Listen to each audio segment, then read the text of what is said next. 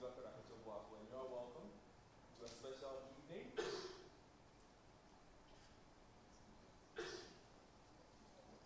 Now, this is the Citi Business Forum, and at Citi, we have a firm belief in the power of open discourse. Now, civilized discourse demands critical thinking, self-reflection, and sober-headed analysis. That is why the Citi Business Forum is so important for us. And this is the second one. We did one a few weeks back where we dealt with uncovering the corporate veil. And it was very interesting. I'm sure a lot of you were here. Now, it is important to demystify ideas and situations. And it goes without saying that at the moment, there's none bigger than China and its interest. China has been the top trend if you check social media for the past week. And a lot of people are asking questions. How did a third world country that stood on the brink of starvation and strife at the turn of the 80s turn itself around to become Africa's largest trade partner, overtaking the United States?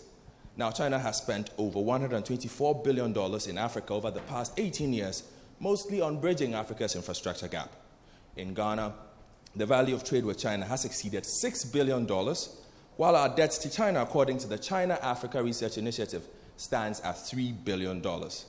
This level of engagement, both at home and on the continent, is what has led to teething questions. What are the motives of China in all this? Is this debt colonialism? How should Ghana proceed? These questions have been accentuated by the recent FOCAC summit in Beijing, where Ghana's government has announced 8 new MOUs with China. And it is why we have gathered here today at the Citi Business Forum to discuss, after China, what next? Everybody, welcome.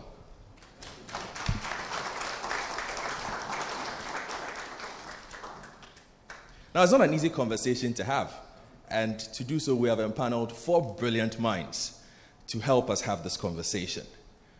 And the first speaker I'll introduce is also the director of the center that is partnering with us. That is the Center for Asian Studies at the University of Ghana. Let's hear a round of applause for them. And our first speaker, Lloyd, well, first of all, I like Lloyd because when I returned from China, he was one of the first academics who approached me and was interested in me as a returnee. So, fellow returnee, thank you very much.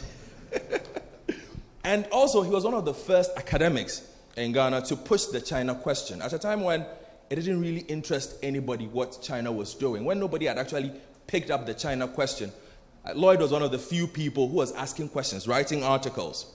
And he's himself a graduate of Wuhan University. I'm not a big fan. I went to Xiamen University. Nicest campus in China, I must tell you.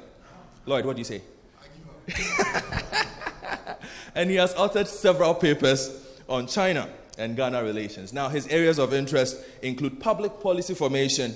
And to say Lloyd is passionate is an understatement. A lot of you have heard him, radio and television. So, Lloyd, Amwa, doctor, if you don't add it, it is problematic. Thank you very much for joining us. Please welcome Dr. Lloyd Amwa. Now, on the panel as well this evening is Dr. Yao Graham. Doctor, raise your hand. Let's people see you. Yeah. Now, Dr. Yao Graham, he likes to call himself Yao Graham. I like people who don't like, he's very casual. But the man is stacked with knowledge, And he's the executive director of the Third World Network, a Pan-African research and advocacy organization based in Accra.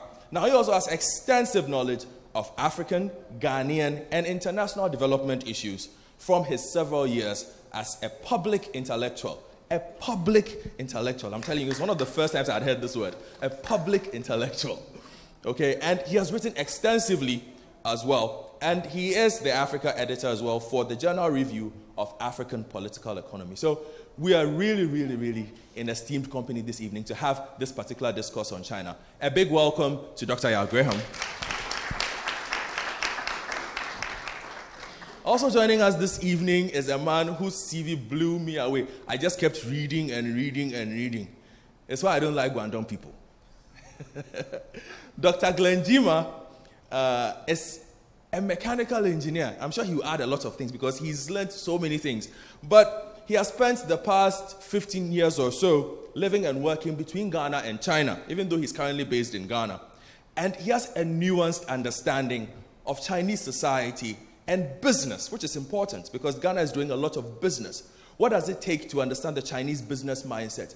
What does it take to understand Chinese society, its history, its people, to engage them, its science, which is important for us, especially as we are looking to industrialize. Dr. Glenjima is the man who has all that information. So, Dr. Glenjima, welcome as well. And our final speaker is the Minister of Information designate, a colleague journalist, somebody I look up to. He decided to run away and do politics. It's a natural calling, I guess, journalism and politics. We won't follow you though. Yes, famous voice in Accra, Ghana as well, and he decided to follow his other training into finance. And then he found another passion, politics, and became member of parliament for Fuasi Eyerebi. Now, like I said, Minister of Information designate, the Honorable Kojo Nkrumah. Welcome. And I must say that we have also been joined by a host of esteemed personalities, and I'll be going through some names. We have Professor Aheta here this evening from the Ghana Chamber of Commerce. Just wave at us. Where's the good prof? He's hiding. Okay. Prof. Good evening, sir. We have Professor Akila Kwasoya.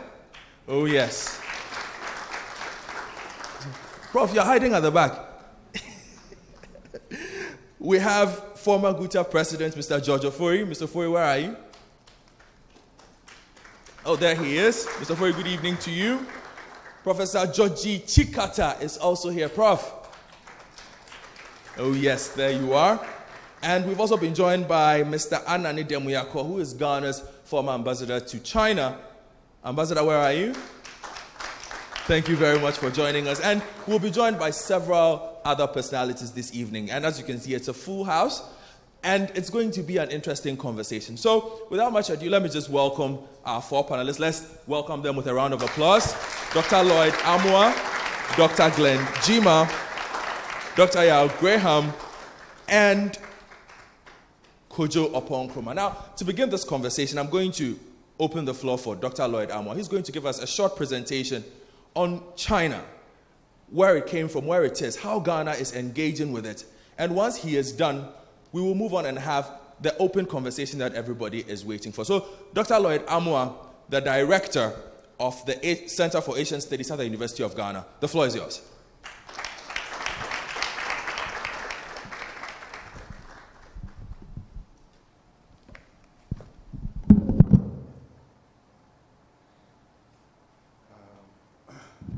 Good evening.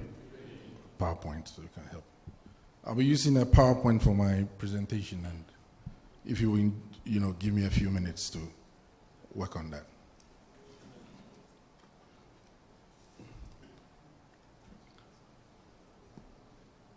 Okay, good. So I have 15 minutes to kind of attempt to provide some kind of framework or ballast for this discussion. 15 minutes is not much, but what I'll try to do is offer some critical pointers to this important country that not just Ghana, but the continent is dealing with, and of course the world. Okay, so my mandate is to try to do a brief or offer some brief historical background and then zoom in into the present. So, what are the historical antecedents for Ghana's interaction with China and Asia for that matter? Ghana's early intellectuals were in many ways watching closely that continent. And so if you read Kingsley Hayford's work, one of Ghana's, or if you like, the Gold Coast leading nationalists, in his famous work, Ethiopia Unbound, he mentions Japan 4 times. And this was connected to the Russo-Japanese War of 1904 to 1905. Now, what fascinated this scholar was the fact that Japan was able to more or less defeat Russia in that war. And it was the first time a developing country historically had defeated an industrial European power, And the struggle was, of course, over territory. The Japanese were interested in Manchuria. Russia had a port there that had been leased to them by the Chinese. Japan wanted the Russians to cede it in some way. There was strife and then there was a war. And Casely Hereford, with Japan's victory, sought to more or less indicate that, emergent nations could more or less prove their worth against the best in the world, right? Now, after him, the other scholar, and I just, bring this to, was J.B. Dankwa. If you read the work that was edited by Dubois, The Ghanaian Establishment, which was a collection of his works, he will point to Japan as a kind of model for Ghana's industrialization, And he was very pointed in his essays on that. He liked the fact that the Japanese had industrialized on the back of, the market economy. And of course, because he, told, that particular line, liberal economic thinking, he felt that Japan was a great model in juxtaposition to China, interestingly. But he also was interested in China-Ghana connections, and in that particular work, he reflects on China. So Ghana's intellectuals, very early on, were looking critically at that particular region. And in fact, Nkrumah's own politics was shaped by that of the famous Indian Mahatma Gandhi with his satyagraha. Nkrumah would say in his autobiography that Gandhi had inspired him. So Asia was front and center. Nkrumah becomes active, of course, in our national politics, and the Asian question still remained for him. And very early on, he began to attempt to find ways to connect with Asia. And so James Markham, who was then the editor of the Accra Evening News, a member of the CPP, was actually sent to be the CPP's representative in Rangoon, Burma, in 1954, which is, 3 years before independence, showing the critical, tactical, strategic value that region represented for Nkrumah. Markham will go on to become the African Secretary of the Anti-Colonialist Bureau of the Asian Socialist Convention, right? So, in a sense, the CPP was more or less positioning itself in terms of what it is that was happening in Asia and trying to create networks, right? Of course, this interest continued, and in 1955, we had the Bandung Conference. But it's interesting when you read the literature. There's a collection of work, all the key documents on Ghana's independence that has been published. Very interesting. And in those documents, Ghana, or the Gold Coast then, of course, took part in the Bandung Conference. But the British had placed a gag on the Ghanaian delegation that went. They were told that if they made any nationalistic overtones at the conference, the independence process would be affected. So the Anang and Kojo Botio who went basically did not speak much, during the Bandung Conference. But of course, it was at Bandung that China emerged through Zhou Enlai as, in a sense, a representative of the third world, or at least it cast itself as such. That particular event passed. Nkrumah himself did not go, and that was China's, stage in many ways. But of course, the ripples of that event, had a marked impact on the anti-colonial struggles, right? Okay, so fast forward. By 1960, Ghana would become a republic. Of course, there are contestations over it, but be that as it may, we became a republic in 1960. And in fact, during the celebration of that particular moment, Nkrumah put into effect his interest and focus on China. And in what I call the 3 days, 1 month move, right? Ghana made interesting connections with China and established diplomatic relations, right? In fact, a day after the celebrations, and the guy who came, the Chinese official who came to represent the Chinese was Ke Hua, who was the Chinese rep in Guinea. And Nkrumah told him pointedly that he wanted the two countries to become connected diplomatically. Just 3 days after that, diplomatic ties were established. And then 5 months later, or in fact 1 month later, in August, Huang Hua arrives in Accra as China's first ambassador to the Republic of Ghana, right?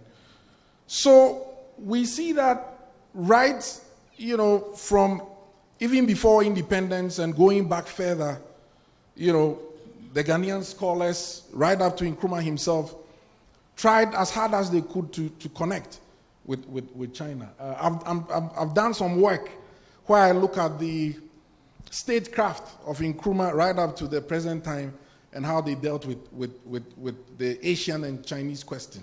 So I will not belabor the point. And then I have a book here which deals with a lot of the issues in a very popular way. And so I will not go into the details. But let's now come to the present. We've looked at the historicity of things, the flow of history, and the events that particular history concerned itself with. So now let's come to the present and to the topic at hand. Well, the topic is interesting. He says, after China, what next? I think the question is complicated in many ways.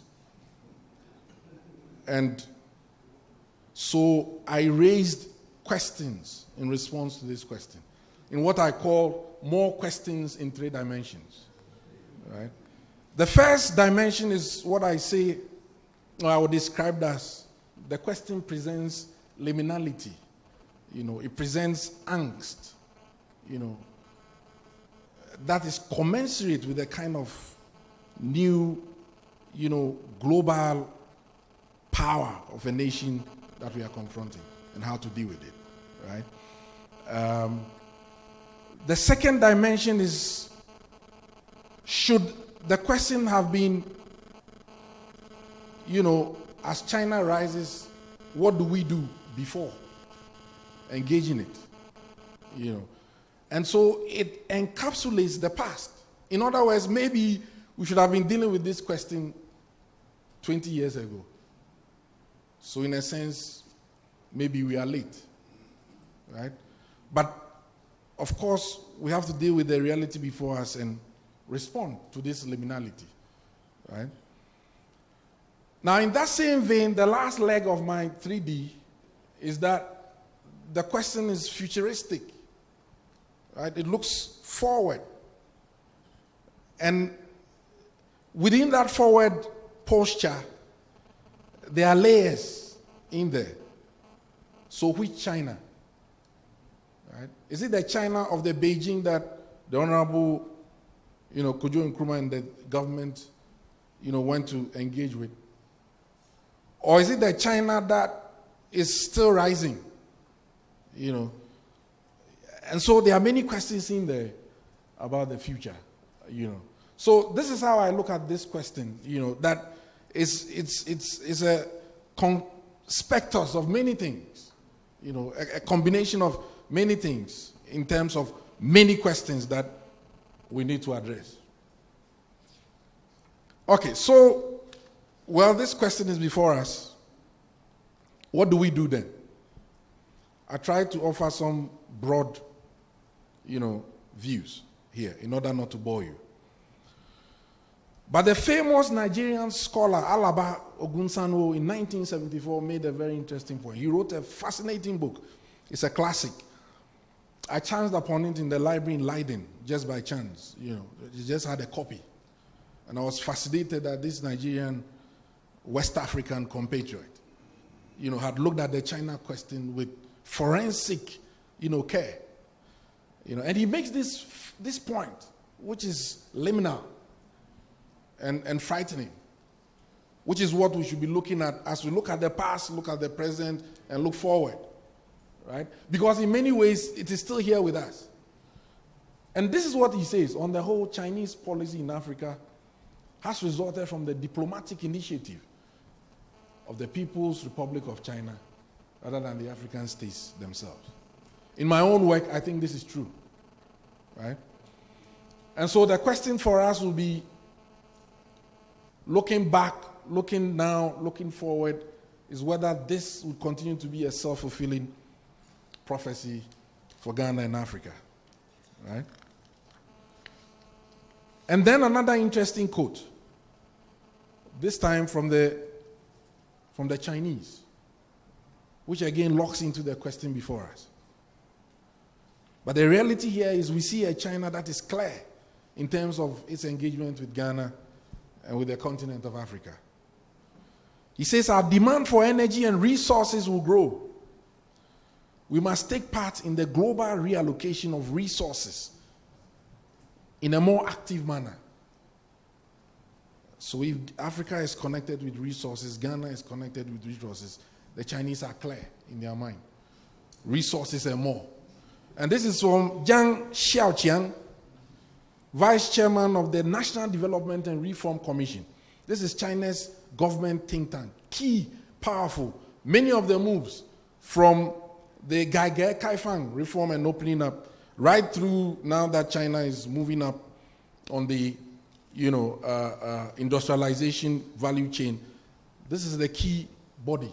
So when this vice chairman speaks, it has a lot of weight. Well, in tandem with this view about resources and more, of course, influence too. China wants to be the world superpower.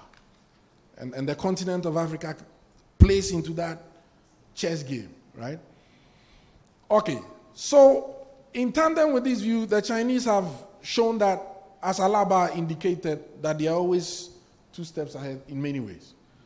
They have 2 policy documents on Africa, one released in 2006 and the other one updated in 2015. I don't know of any African country that has a China policy paper. And I've been doing this for the last 20 years. Right? Okay, so given all of these realities, what do we do? Right? And I'm being simplistic here in many ways because of the economy of time. But I point us to what it is that we can do. And I borrow a Chinese approach. I trained there, my PhD, for sure. Of course, I'm Ghanaian in many ways, in my thinking as a scholar. But there's something I borrowed in the way they go about policy. They use numbers in very interesting ways. So I adopt this here in what I call 5 points in a circle. Right? In order to deal with Alaba's fear that the Chinese seem to be ahead, and to deal with the question of resources, to deal with the question of the past, the present, and the future, I think the key thing for us in these 5 points is for Ghana, and I'll be selfish, is what is our strategy. I have argued that we have more gestures than strategy. Right? There's a lot of gesturing, visits, statements, loans, pledges, but I don't see the strategy. If you've read your Minsberg and the rest of them, read your Ghanaian war strategy thinkers and the rest of them, I don't see the strategy. Right? So I think we need strategy. And then flowing from that strategy will be all the other 4 that come up. Mechanisms. And I'll use this floor to unpack them. I don't need to, for tactical reasons. Disaggregation, yeah, because it's not everything we should say in public. Because we have a democracy and we should talk. There are some things that are done in the behind closed doors. That's what the Singaporeans do. They lock the door and think. We open it and everybody is there. So disaggregation, monetary institutions, I'm done. We'll talk. Thank you.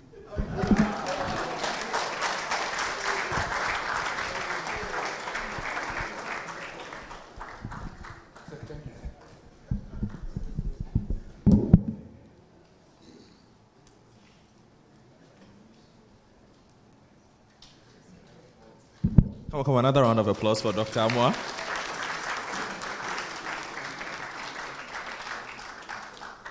Let me just say that we are live on Air 97.3 Citi FM.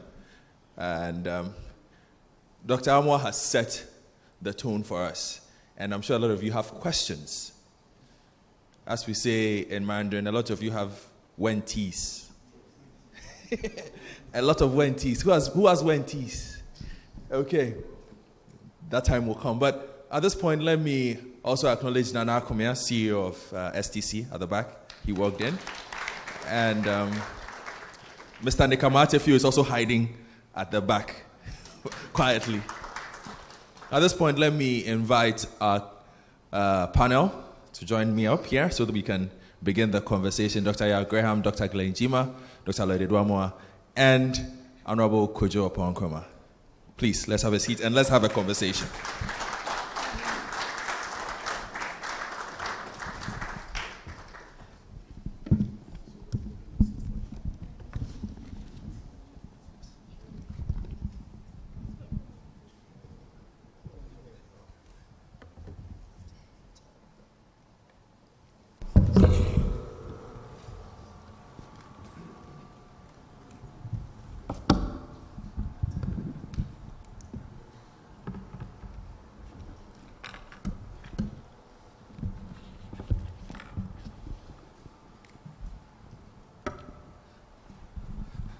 So I guess on the back of what we heard with regards to Alaba's prophecy all the way back in the 70s and the foresight of Jiang Xiaoqing and China's policy in understanding what they want from Ghana and Africa, the first place to start would be with Honorable Kojo Oponkroma. Dr. Amoah seems to think that there is no strategy. Is there a strategy for our engagement with China? Governor, thank you. And Doc, thanks. Good evening to my colleagues on the panel, and good evening to your audience here. The answer is yes. And I followed this conversation for a while, so I decided to bring one of the two major documents that we're working with. You know, often we have this conversation in this country that, oh, we don't have a plan. We're just running around. We don't have a plan. We're just participating in what everybody's doing. But when you actually examine what we are working with, there are two major instruments that I think can help us as a basis, and then we can rather have a conversation on whether or not these are good enough and there are parts that we have to tweak. I want to go back a little bit to deal with a few things up here before I respond to your specific question. The question after China, what next, I think is one of the last questions. One of the first questions for me is, why China? Why China? If you look at the geopolitics of the world, you have the Americas, you have Europe, you have Africa, you have the Asians as well. And everybody is in this exercise of looking for resources to develop their own country and give their own people development. And if you look at where the world is today, China is at a point where, as was rightly said, they are looking for resources to boost their own economic development. They are looking primarily for minerals and other related resources to boost their own development. They are also looking for markets where they can also sell their finished goods. What is the opening in Europe like for China? Pretty limited. In the Americas, pretty limited. Even in Asia, and if you look at their own geopolitics in Asia, with their own cultural battles and their own nuances, even within themselves, Japanese, Chinese, etc., they have their limitations. Africa offers China a fertile market where A, they believe they can get their mineral resources that they are looking for, among other things, and B, they can also find a market to sell their finished goods. And in this case, you are noticing that particularly China is interested in selling infrastructure or EPCs to Africa. Flip the coin. Where are we in our agenda as a nation? And what are we looking for? We are at a point, and if you read the African Development Bank studies, Africa alone has an infrastructure deficit of about $130 to $170 billion a year. Ghana's estimates, which I personally believe are even a little low, talks about $2 billion a year. We are looking for places where we can get mostly infrastructure coming in, foreign direct investment, particularly in the area of industrialization, coming in. So again, look at the geopolitics of the world. What are your options? Europe, with the economic partnership agreements that they try to promulgate and some debt instruments that they will be willing to sell to you. Of course, with all of the strings that come attached with it. Look at the Americas. What are your options there? The Bretton Woods institutions, AGOA, the compact where every 5 or 10 years they'll throw some money at you and say, this one is for energy, this one is for that. Look at Africa itself, even as we try to open up and do more trade among ourselves. One of our biggest partners, Nigeria, doesn't seem interested in that enterprise. So what are your options? You also now look at China, where you're going to get a lot of EPCs coming, infrastructure coming, financing that is not necessarily coming at some of these terms that you see traditionally in other parts of the world. And they are also looking at your resources that are sitting here literally untapped, undeveloped, while you are sitting on them unemployed, poor. So you can do business with the Chinese. It is a logical decision to do business with the Chinese. The question really is, what are the risks in doing business with the Chinese? And how do you mitigate those risks? Now, today in Ghana, we have what we call the Coordinated Program of Economic and Social Development Policies, 2017 to 2024. If you read the Constitution, Article 36.5, any government is required within the first 2 years to come up with a plan. Within the first year of this administration, we have come up with a plan, not just for the 4 years, but a plan which we hope can extend to the next 7 years or 8 years. This plan has clarity on a number of pillars that we need to achieve. You scan the global landscape and ask yourself, where can I find resources to fill this? I have a couple of slides that if I have a few minutes, I would want to show on the screen.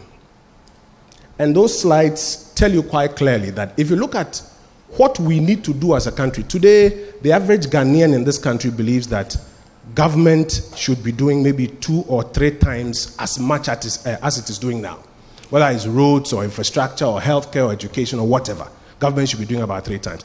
That literally sounds like government should be spending about 2.5 times its budget. I won't even say 3 if we are considering efficiency. If you look at how much domestic resource you can mobilize and you compare and you look at the gap, you have to find a place to get other resources. So you have 2 options. Are you going to go for debt? Or are you going to also go for some sort of partnership that you can leverage to get the resources to deliver what you are looking for? So here's the point.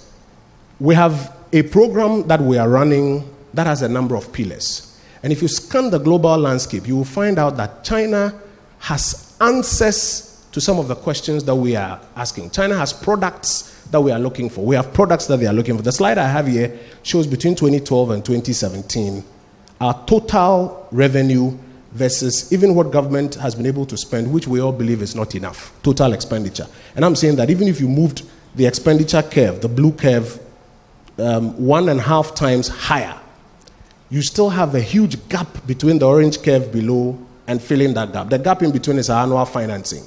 That's what translates into our deficit on a year-by-year basis. So where are you going to get the resources to move you from where today you are to that point where the optimal level, or the Ghanaian will say, oh, our government is able to spend enough to do X or Y or Z.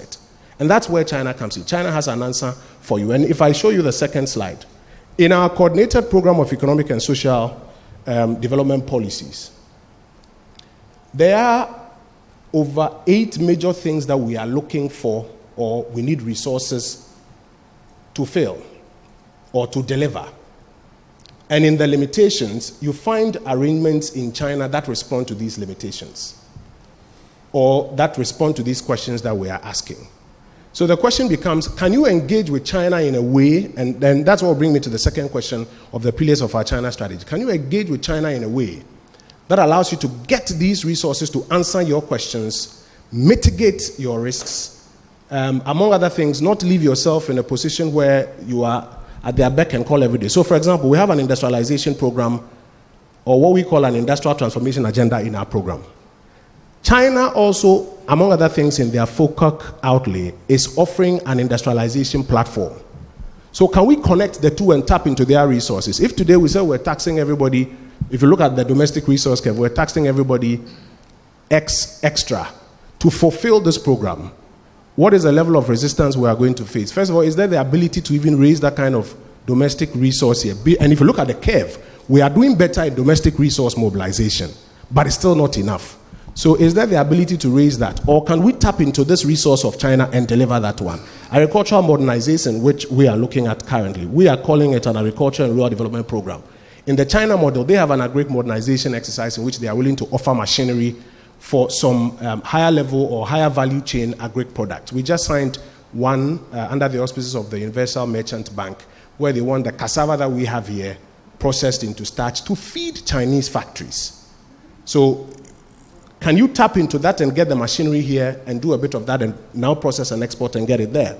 You have, I can't see too well with the light here. You have things in climate change. You have things that are promoting infrastructure, for example, and trade, for example. So can you tap into those options? If you can, you will either go for it from Europe or America or maybe from Africa here. If the Chinese have access to it, then can you go for it in a way that mitigates your risk? So the first thing is that, yes, we have clarity on what we also require and where the resource allocations on the global geopolitical scene are. And China is a good place to get some of these things. Now, the second thing, therefore, is how do you engage? And that's the second point I come to. You or for us, we are clear that what we need to do is to engage on a level of partnership. Is to, among other things, also engage in a way where we leverage the resources we have. What use is it?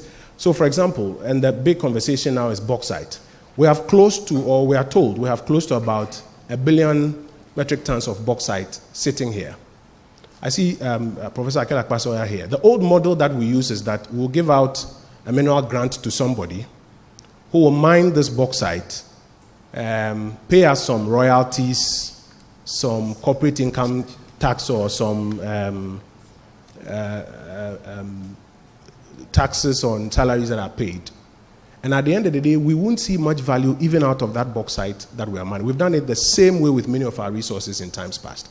Can we leverage some of these resources that we are sitting on while we are poor and unemployed in a transaction or through means that allow us to get resources out of that to meet some of these needs that we have? So first, you are looking for partnership. Second, you are looking for partnership in a manner that allows you to leverage your resources. Third, you are looking for ways of mitigating your risks. The literature tells us that, for example, if you do business with the Chinese, there are a number of risks. You may not get what they promise you.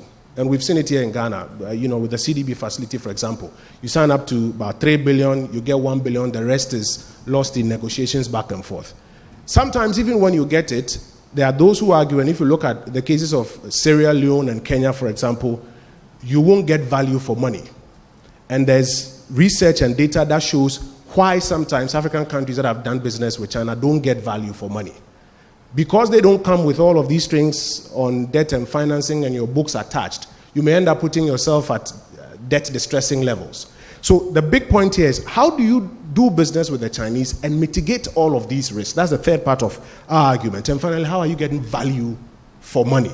Not just in terms of dollar or CD terms, but even in terms of the quality of items that you have there. So for me, the question is, it's not about after China, what next exactly? Even though that is a relevant question, that becomes the last part we'll come to. The question is, why China? Can you do business with China? How do you mitigate your risks? What is your strategy as you do business with China? Because if you don't do business with China, you do with Europe, or you do with America, or you do with Africa, or you do with somebody else, or somebody else will still do business with the Chinese. And that is the framework within which I examine the question that you throw to us today. Of course, after China, or after our recent trip, we have a roadmap to ensure that it doesn't just end up as 8 MOUs that don't materialize or partly materialize, but it delivers value at the end. And I'm sure later we can get into a bit of that one.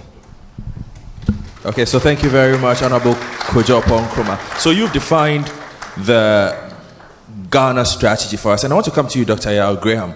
When you listen to government's strategy, does it sound like a strategy that is promising? Does this look like something that will work?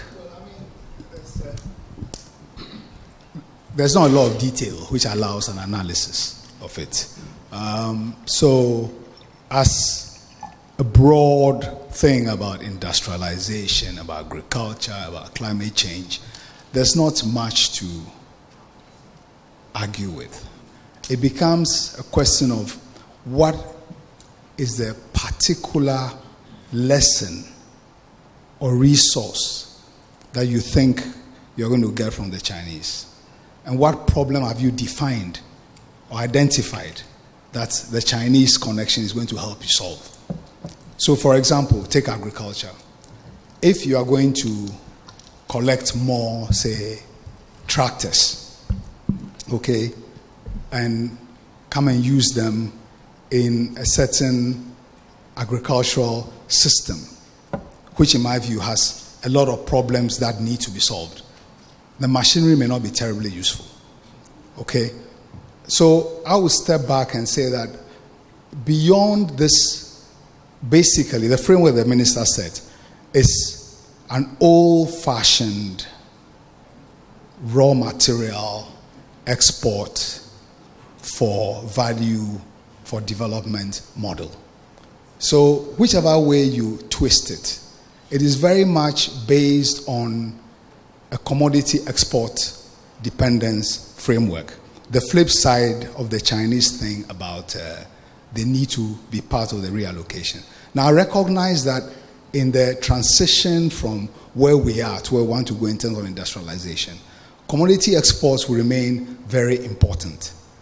But the agenda of transformation is also an agenda of diminishing your commodity export dependence. So let's take his example about bauxite. Now, a lot has been said about bauxite.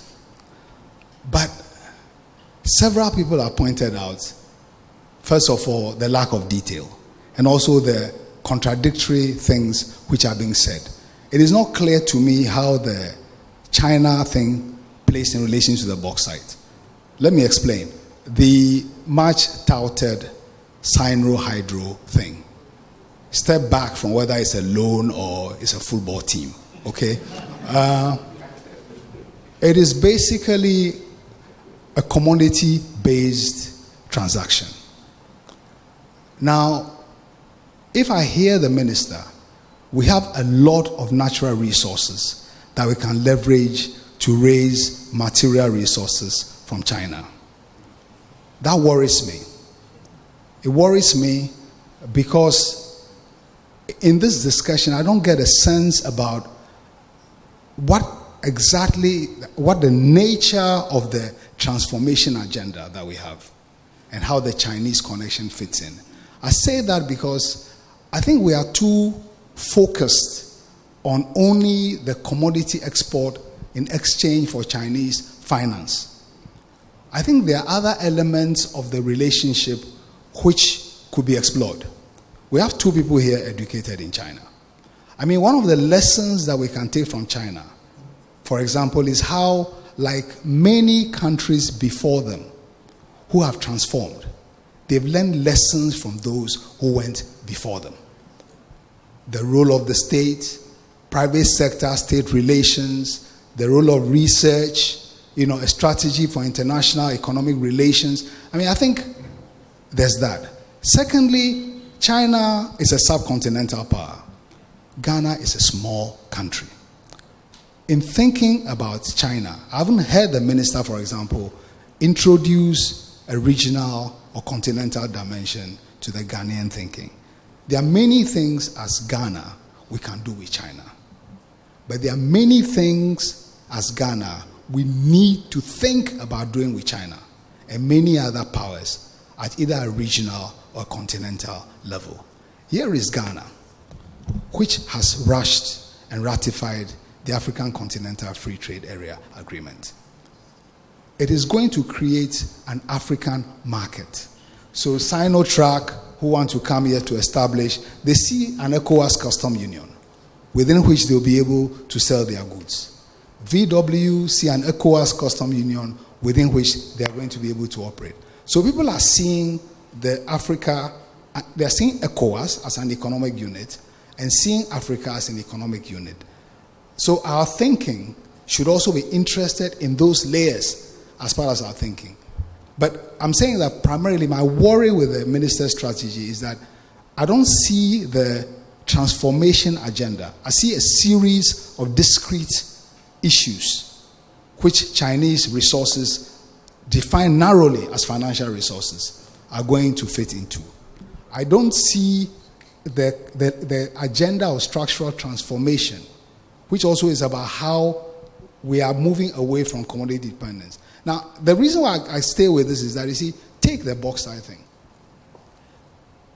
I've never heard any Ghanaian government official offer a projection of, say, in 30 years, what will be Ghana's aluminum consumption? In 30 years, how much aluminum will West Africa be consuming? And what are the possibilities for that as a dimension of thinking? I can tell you that ECOWAS consumes about $1 billion worth of aluminum a year. So it is even possible to think about a regional strategy between Ghana, Nigeria, and Guinea as a primary bauxite producer, even for our home market. Because this agenda of transforming our economy, the reason why China go where it is that you can see that they are consuming our minerals because their home market is growing, they are becoming a factory to the world and so on. We are constantly planning our resources in relation to how it feeds other people's transformation. And we see it as a source, not of economic activity, but as a source of financial return. Financial returns are part of what you get from economic activity, but minerals as a multiplier offer a lot more than is being put forward by this strategy. And I think we need a wider framework. Thank you very much, Dr. Yao Graham. Let me still say that we are live on 97.3 Citi FM. And Dr. Amo, I'll come to you, but I want to hear from Dr. Jima. Now, Dr. Jima, when we hear what Dr. Graham is talking about, it looks like there's a clear understanding of what the Chinese want. There's a clear understanding that they know us much better than perhaps we know them. In your experience, business-wise, negotiation-wise, how much do they know about us? And reverse, how much do we know about them? Thank you, host, and my fellow speakers.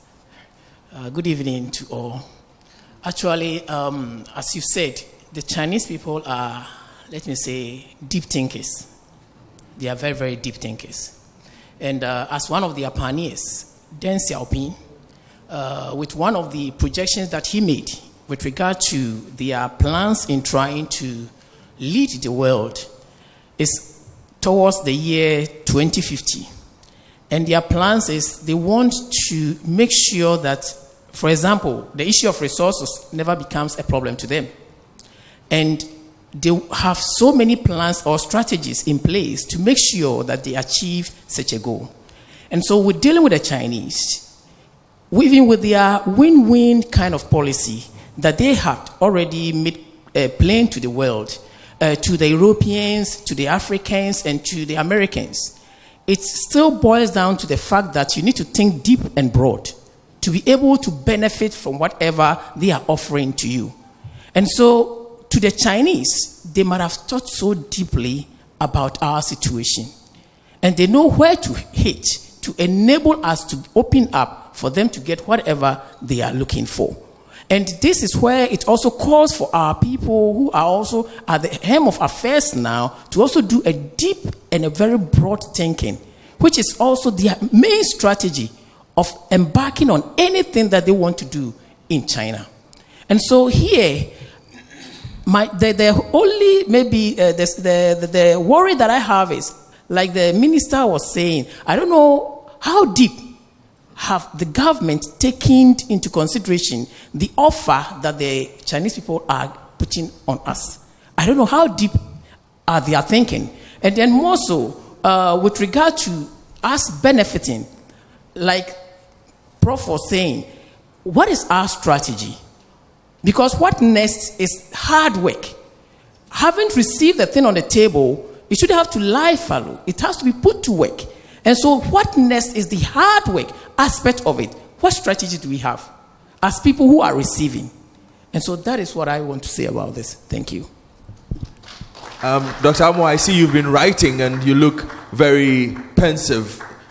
Do you care to share any thoughts on the strategy that Honorable Pon Nkrumah has shared with us and the thoughts of Dr. Graham and Dr. Jima? Yes, I think that Dr. Graham made an interesting point in reaction to what Koju, said in terms of, his view that there seems to be a Ghana, strategy on China. I think what stands out is a certain financialized thinking. Okay, we need money, there's a gap, the Chinese can fill it, which is fine, but the greater challenge is the broadening of how we engage that country. And that's what I mean by the strategy, right?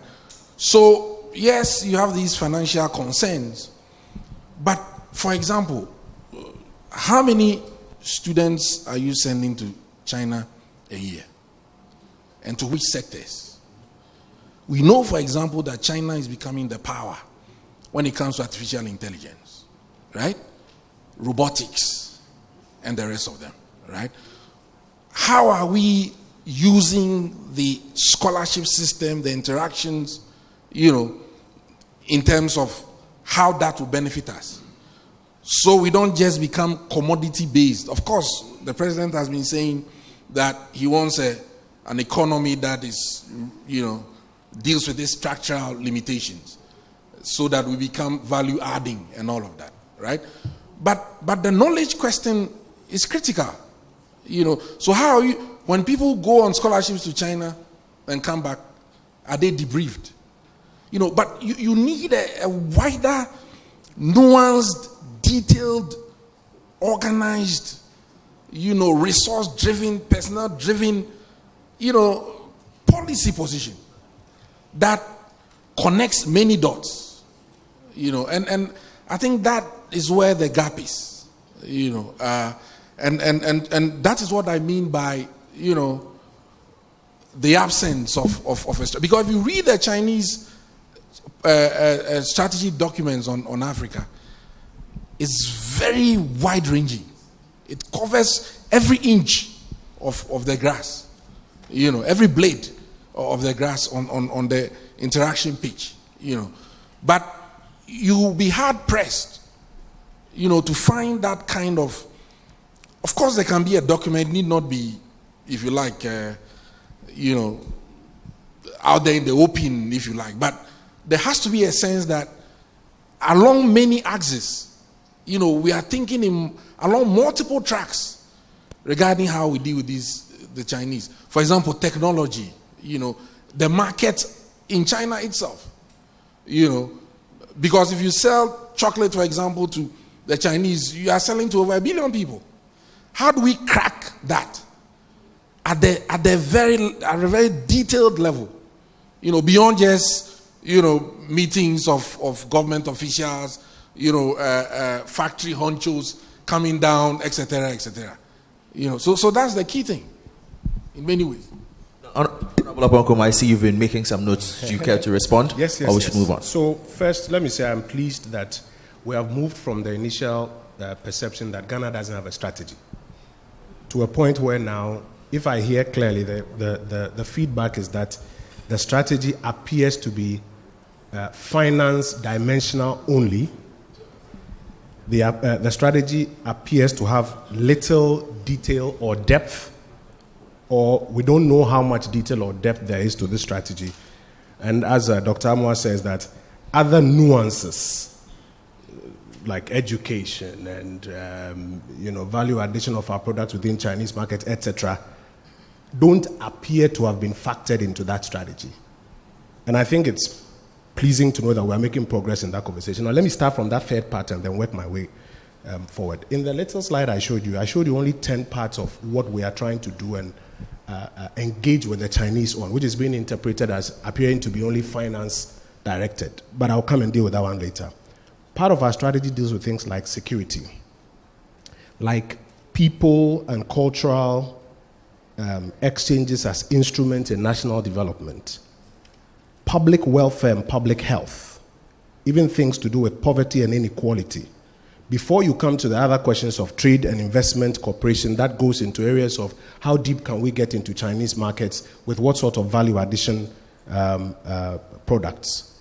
And then you have things like infrastructure on its own or financial service programs separately. So, Doc, to answer your question, our approach is nuanced. It may not be exhaustive. I wouldn't say it covers everything you can possibly imagine. Well, it may not cover 398 items, but it is not one item.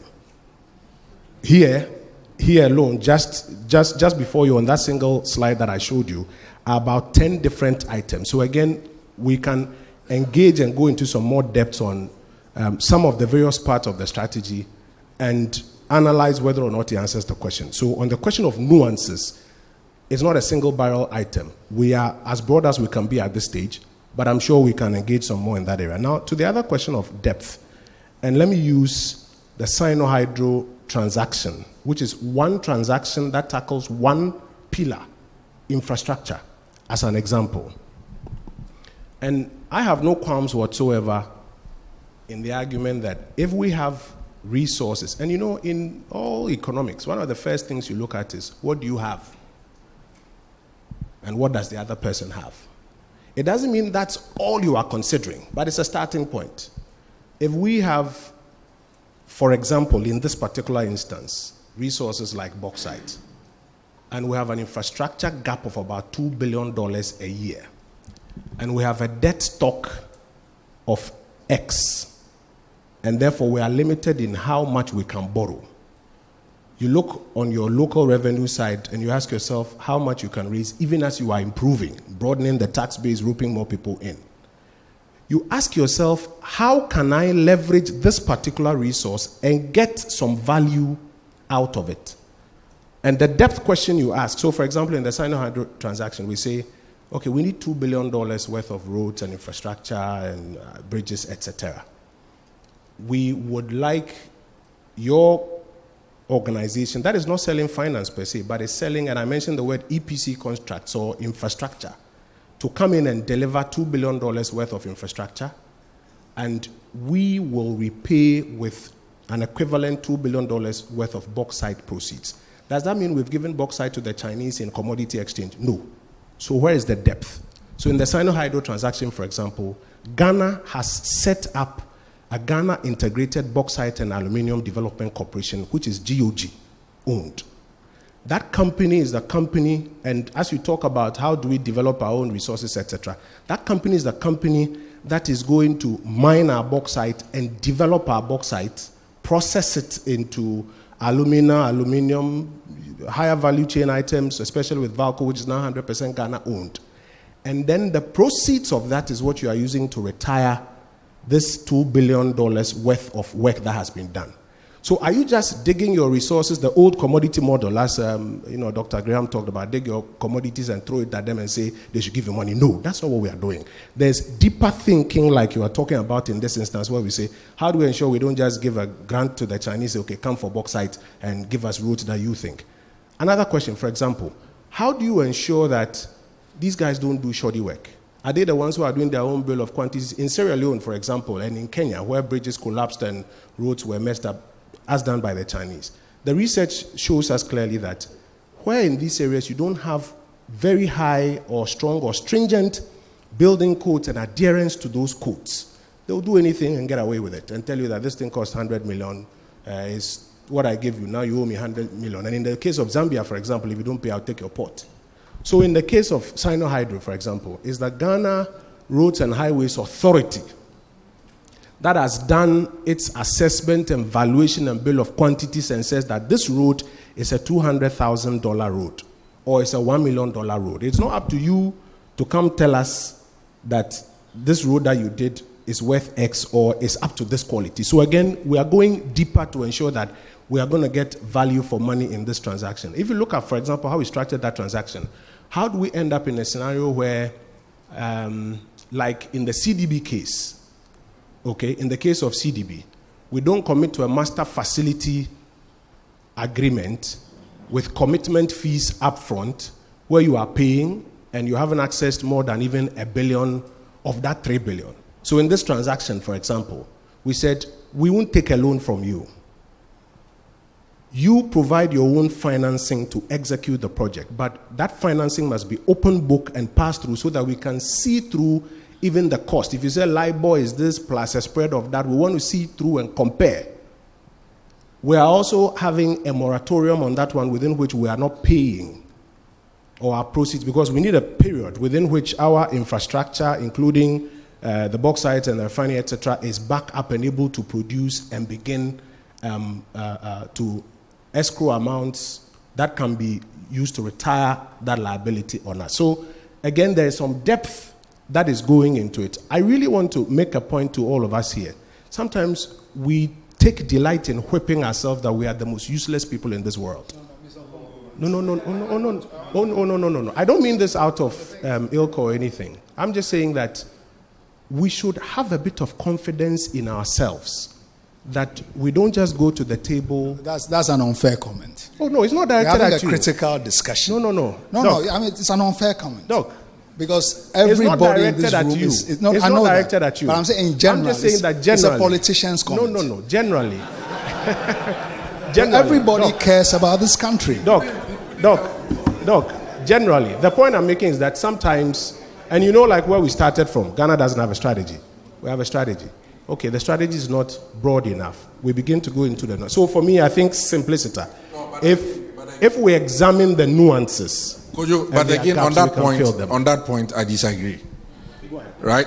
My point about the non-existence of a strategy was clearly linked to the question of, that strategy not being thorough. Because if you recall, I said, what we have is gestures. That's what I said. So maybe you didn't hear well, or you refused to hear. Right?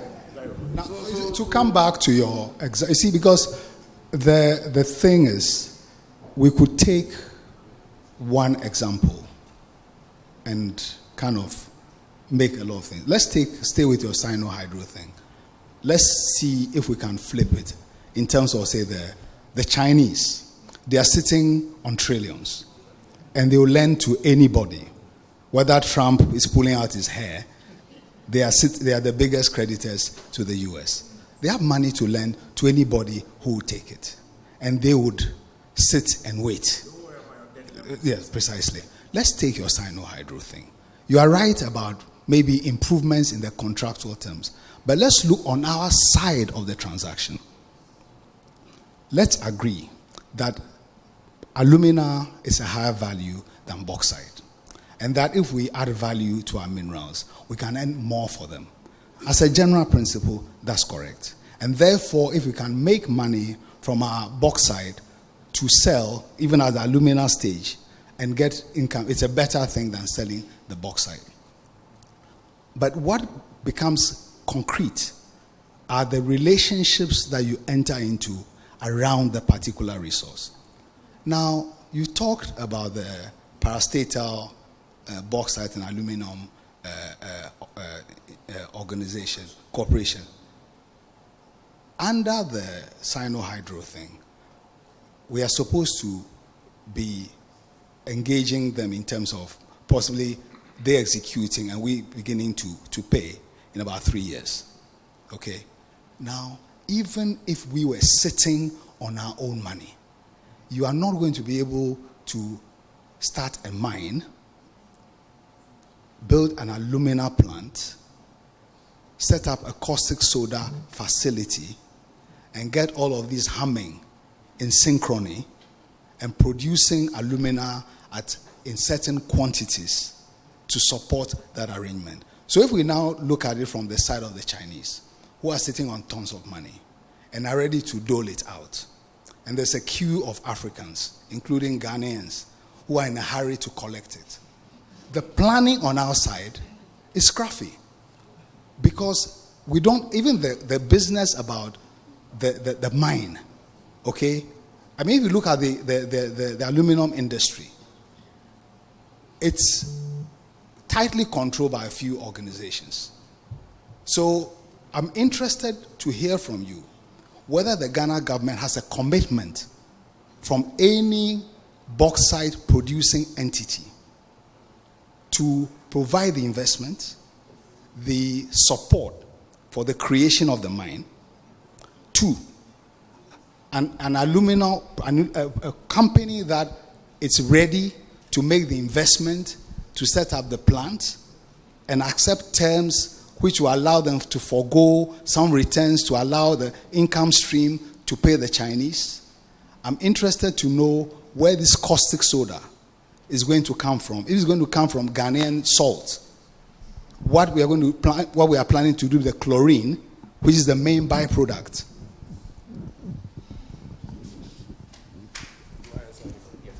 So, Doc, let me provide an answer. Just yesterday, we were in the process of wrapping up an arrangement with off-takers that are ready and JV partners that are ready to come on board in partnership with a new corporation that we are setting up. My argument is that those are the things we need to interrogate. The earlier comment I made, and I'll come to a few specifics here, it's not meant to slight anybody, but I find that sometimes we make them a bit sweeping.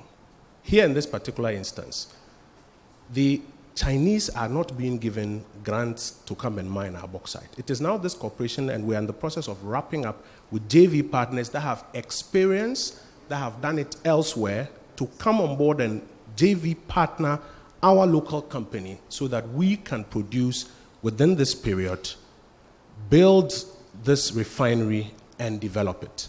The interesting thing about the agreement also is that today bauxite is already mined in Ghana. The law that has been passed proscribed the exportation of raw bauxite within a certain period, within which period we expect that we will be able to do this processing and export to retire. And we can have an examination of those timelines to see whether or not they make sense. Indeed, right here in the West Africa sub-region, there are some that have already, in less than 2 years, been able to commence the exercise of mining and commence the exercise of processing parts of their bauxite as part of the literature that we are engaging. So, for me, the real argument is how we engage on what we have, and not necessarily a suggestion that we have nothing at all.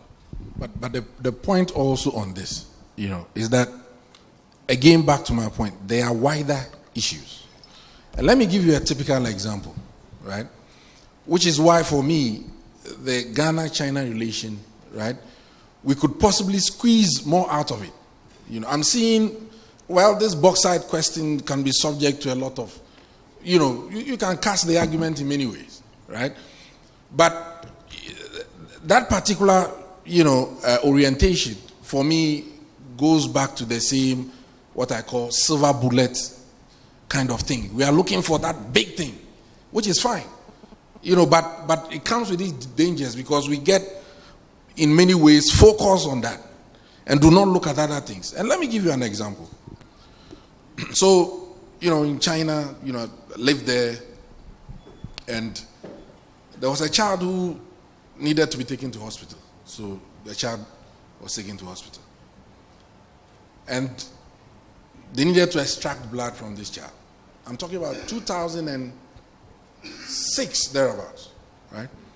So we all were ready for a needle prick, right? Child was panicking, all of that. They said, little kid, bring your finger. And you know what? The machine is just sitting there. And there's this, ultraviolet thing. Pa! And then the blood. No pee, nothing. And that's how they took the blood.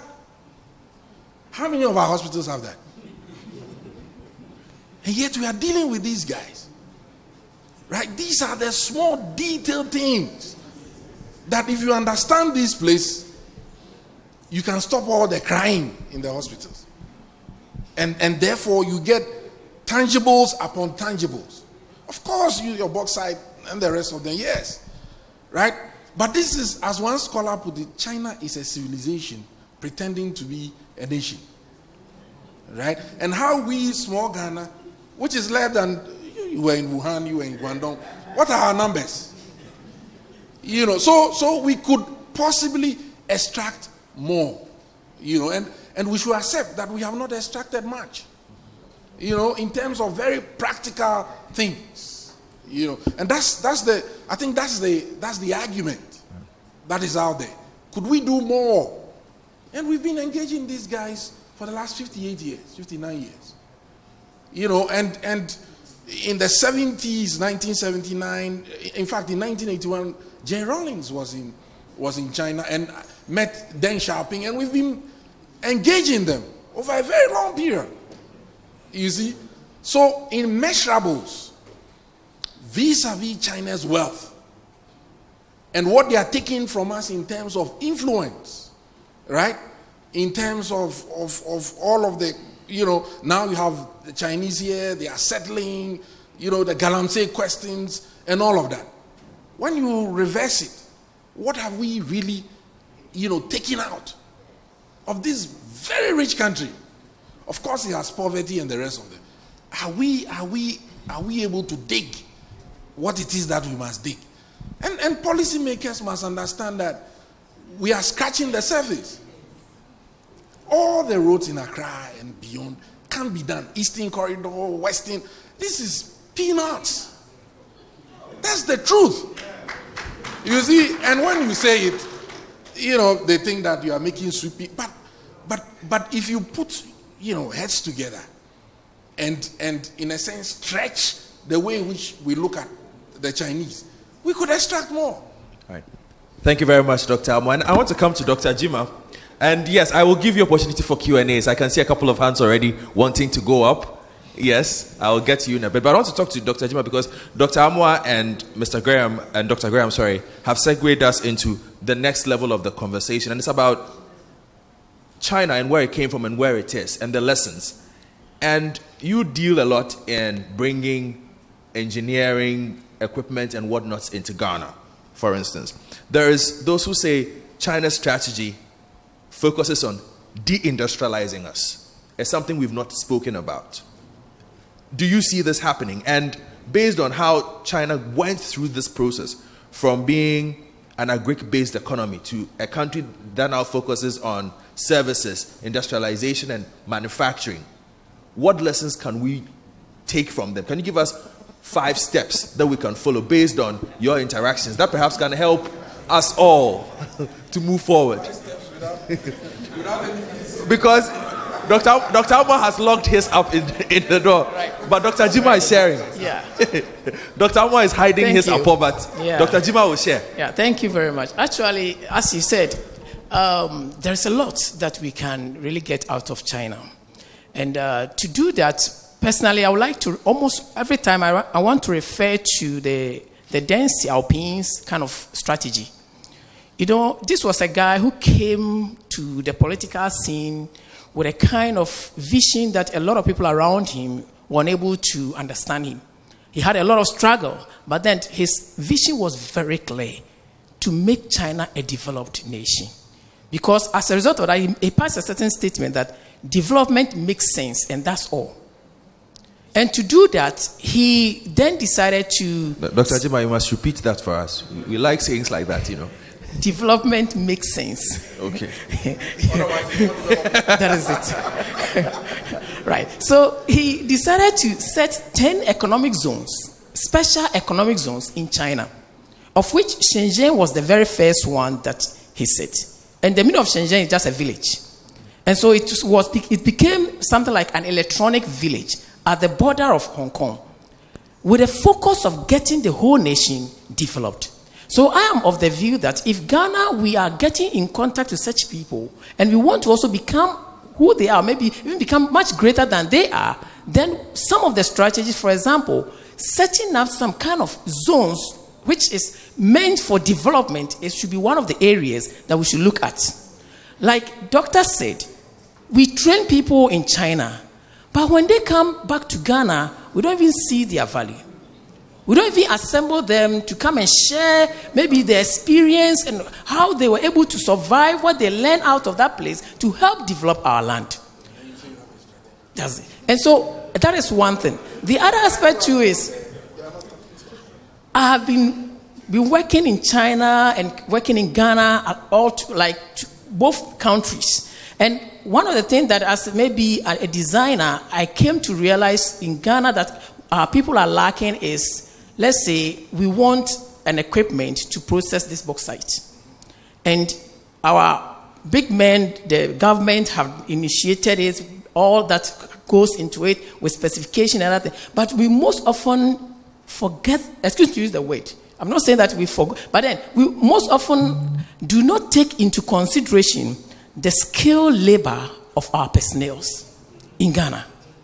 Because that is the key thing. If the factory has to run for 100 years and you don't have the qualified labor to run it and to maintain it and to even give innovation ideas as to how to even customize some of the things, so that in future we will not depend on the manufacturer, so that we can then begin to, if we don't take into consideration all these factors into the design of our equipment, we end up bringing in something that we'll all be happy about, but only for a week. It breaks down, nobody could come to it and maintain it. And even if we decide to even get back to them, the cost that will be leveled to us, we realize that it would have been better we even abandon it. And so that has become a cycle that Ghanaians have realized that we've been going through since time immemorial. And it's high time that most of our experts, as you guys engage in some kind of, let's say, a purchase or whatever, try and bring on board people who could put in place some of these factors to make sure that we get something that will be environmental friendly to Ghanaians. Because if at the end of the day we bring in that equipment, our labor scale is low, or even our environment, for I've been involved in design of equipment, and most of the time, even the location, the environmental factors, building a plant like, let's say, Lavender Hill, whereby it's so close to the sea, you realize that the kind of material that needs to be used to building the equipment should be different from building the same plant that, let's say, in Kumasi. Simply because of the environmental factors. But most of the time, when we are designing all these things, we don't bear in mind all this. Or sometimes we don't even design it. We go to them, we need a machine for processing cassava. They will tell you this one, that one. And so we just pay for it, or maybe we just engage ourselves in it and we bring the machine. Forgetting that the machine has to communicate with some people. And the people here, have you taken them into consideration in getting the equipment? So that is another aspect to that. I've realized that in our area of engaging our foreigners, which is all over, we don't take into consideration. Maybe. No, you can continue. Right. So, and then the other aspect too is with regard to the issue of, let's say, innovation. I have worked there, I schooled there, I went there to school, but it so happened that what I was doing became something that was interesting to the government. And so as a result of that, the government... did you mean the government of Ghana or the government of China? The government of China. Oh, okay. The government of China. As a matter of fact, the government of Ghana, I don't know whether I even know that I was schooling there. Yeah. So that is also another story altogether. So when I started my research work, and the people realized that the research work was of much interest to them, they decided to foot every cost. I even have to come back to Ghana here, take samples of our own land under the full tickets of the Chinese government. Went back. I was given access to Tsinghua University, that is the highest technological university in China, to use their highly sensitive laboratories to do the analysis that I need because of how the importance of the work. This didn't end there. I didn't even finish my master's. They called me to the office. Glenn, your work is so much interesting. We need you in China here. So please, we want to extend. And the scholarship I was using was Distinguished International Students. They want to extend it for PhD. And so I said, okay. But then I have 1 year to finish my master's. I haven't finished it. And yet you want to extend it.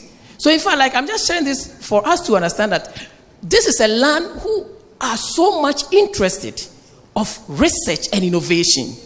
No matter who you are, black man like me, I was working at most of their sensitive laboratories, which their local people are not even allowed. And so this is because of what I was bringing on board. And so if our people when our exchange with whatever we want, if we can also put in, let's say, strategies of developing our own innovative mind in our own land to come up with something that will be very, let's say, friendly to our own people and will be customized to our use to help us, I think it will be better.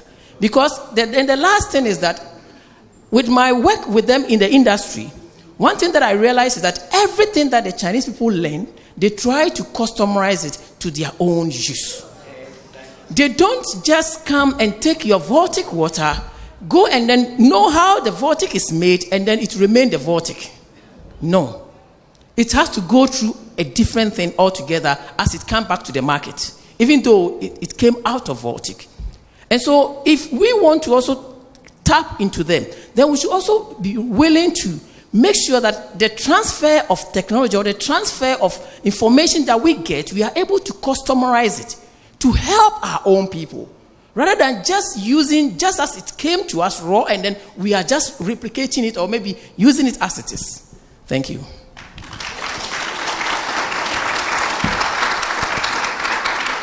Thank you very much, Dr. Ajima. And Honorable Oponkoma, I guess that also presents a question for you in the sense that there are a lot of people who are apprehensive about these engagements that we have, these deals that we sign with China, in the sense that they look at other African countries and what is happening there. Let's take Kenya, for instance, and the Madaraka Express, the SGR, $2.3 billion project handed over to Kenya, still run by the Chinese. And it's going to be run by them for a very long time because they are unable to pay for it.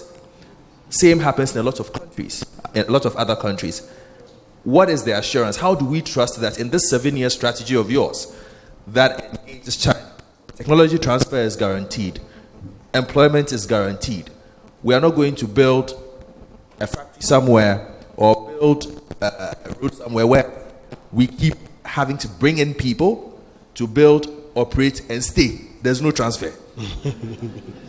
So, two things. First, and again, I'm using the Sino-Hydro as just one example. That is perhaps one of the first ones that, under this, may I say, this new framework, we are executing. Under the Sino-Hydro transaction, for example, we have a minimum 30% local participation. That minimum 30% is aimed at ensuring that we have parts of this transaction executed by Ghanaians, not just unskilled labor, but Ghanaian contractors in partnership with the developers that we are bringing on board.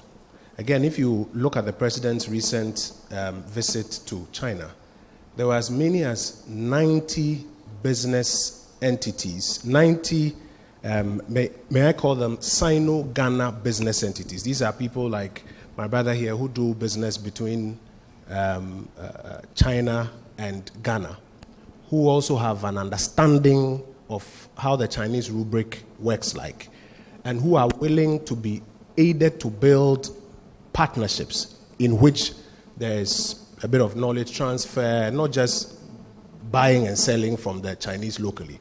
So at this stage, I see a clear sense of it in what we are doing. The important thing, however, and you ask about assurances. We can give assurances, but assurances don't mean anything.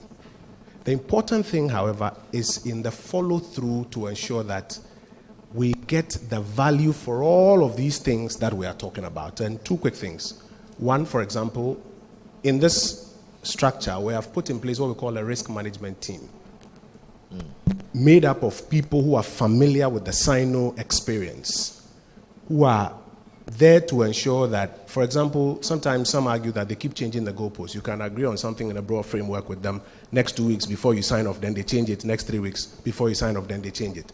So how do we get people who are very familiar with that construct to aid us through this process? We have an RMT that is paying attention to those specifics to ensure that we don't suffer from some of the old ones that we have suffered.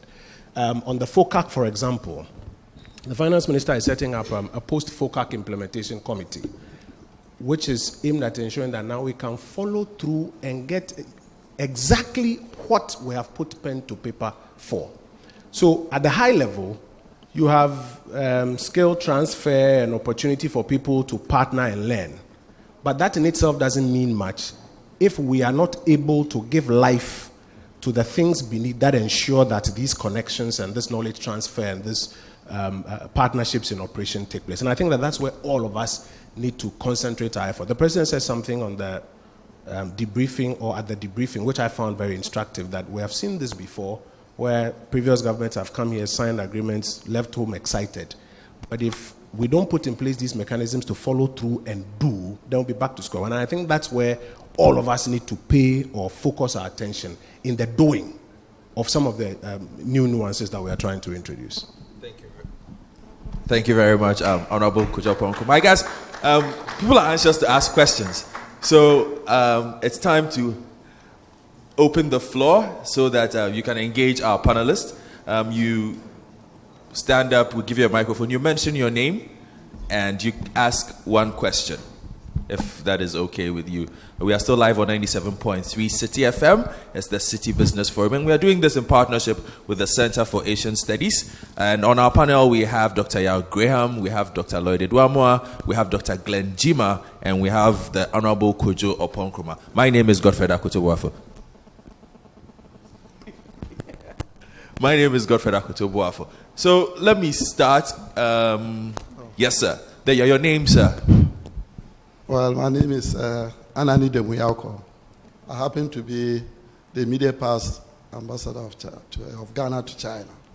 I'm not too sure whether I have a question. I'd rather have a contribution. Yes, sir. Thank you very much. First of all, I'm very Chinese, so I'm very much in numbers.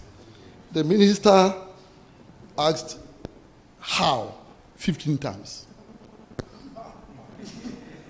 Why do I say this? All of it was, how do we deal with China? How are we sure this? How are we sure this? I have just one answer. Let us know China and the Chinese people. That's all. We are dealing with a people we do not know. I find myself here with two interesting personalities. I'm sure they would not even know that I recognize them. I joined the Foreign Service. We had a training, and we attended a lecture, and it was given to us by Professor Akela Kwashoya. Please, my honor. A week after, we had an interview at the ministry, and then the next day I was called by the chief director. So we had interviews for people to go and learn peculiar languages. Chinese was one of them. You were first in the interview on the list, so you go and learn Chinese. I said, who, me? No, forget it. I attempted resigning, but some people spoke to me, and I went. Anyway, I'm saying this because as early as 1980, I studied in Hong Kong University. Spoke Chinese, wrote Chinese, and I worked with foreign affairs. When China was beginning to crawl, I watched them. All the reports, how they did it, everything, I wrote to this country. I rose up to the level of, I went back as in China as a counselor, wrote reports, went back as a minister, wrote reports, went back as an ambassador, wrote reports. The French will say, la même chose.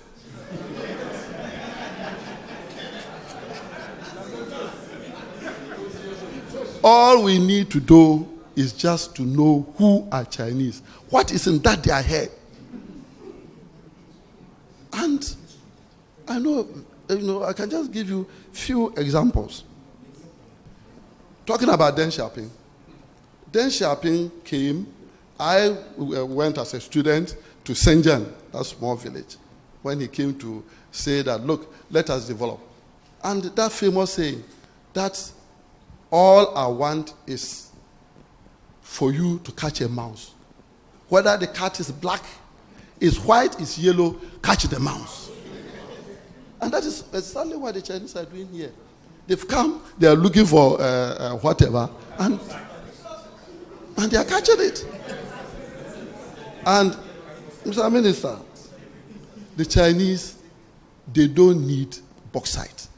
They don't need gold. They don't need copper. The Chinese have all these mineral resources in their country. What the Chinese need, so for me, bauxite and whatever, they only want, they don't need. What the Chinese need is food. Food and food. Because they eat.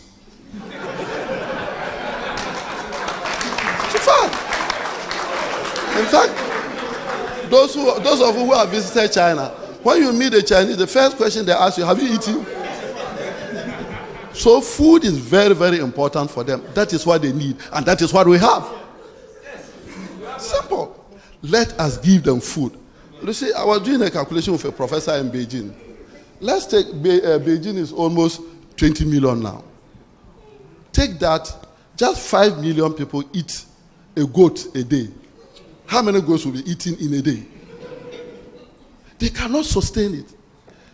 Last week, a Chinese sent me a piggery. The piggery is 25-story buildings. They don't have land. So they are rearing pigs on story buildings. We have the land. So for me, let us get to the Chinese. Look, give us your farmers to come and farm with us. Not for us. With us. And they will come. They need the food. Yes. I've met a lot of Chinese in this country. One old lady, she's a billionaire in Ghana here. What does she do? She plants vegetables, tomatoes, and what have you on this Flower Road. So, we should, like my brother here said, let's look for the little things. They need food. They don't want aluminium. They don't need it. They want it. See? Thank you very much, Mr. My last point is about road development. You're talking of engineering. Why do we say that we should go and take a loan from CDB to come and build roads? Why don't we go in for BOT? But that's because that is exactly what Juronji did. Juronji, the Prime Minister, said, look, let us go in for BOT. Anybody who wants to come, Americans, Britain, come and construct the road, but BOT, bring your money, build, construct, and then you transfer to us. That's all. So from here to Kumasi, 6 lanes, tell people they should bring the money. Come and construct the roads. They will build, they transfer to us, and then when they go, at least we have our roads. So it's something worth considering when it comes to road construction, and that is precisely what the Chinese did. The Singaporeans, Malaysians, they all came to build roads there, including Taiwan. In fact, the one who built most of, I think about 70% of their roads is one Li Jiachang. This Li Jiachang was an estate magnate in Hong Kong. He built most of their roads. BOT. So the only challenge we have in Ghana is that when they build, how do they transfer the money in dollars? That's the only challenge you work out with Bank of Ghana. So, Mr. Minister, they don't need our bauxite, they need food. Thank you very much. Thank you. Let's move on. Rustin? Hello. Oh, okay. Okay. First of all, thank you to our guest panel. I have just 2 quick questions. First one to... Your name, sir? My name is Wilson. Okay, so my first question goes to the Minister, Honorable Minister. My question is, what is our end game as a country? How do we want our country to be like, our economy? I ask this with reference to the fact that, one, resource is finite. We are not going to have resources eternally. If I take a country like UAE, with Dubai, for example, they had finite oil. They traded and invested in it to build a tourism hub, which is going to be who's going to outlast, let's say, oil.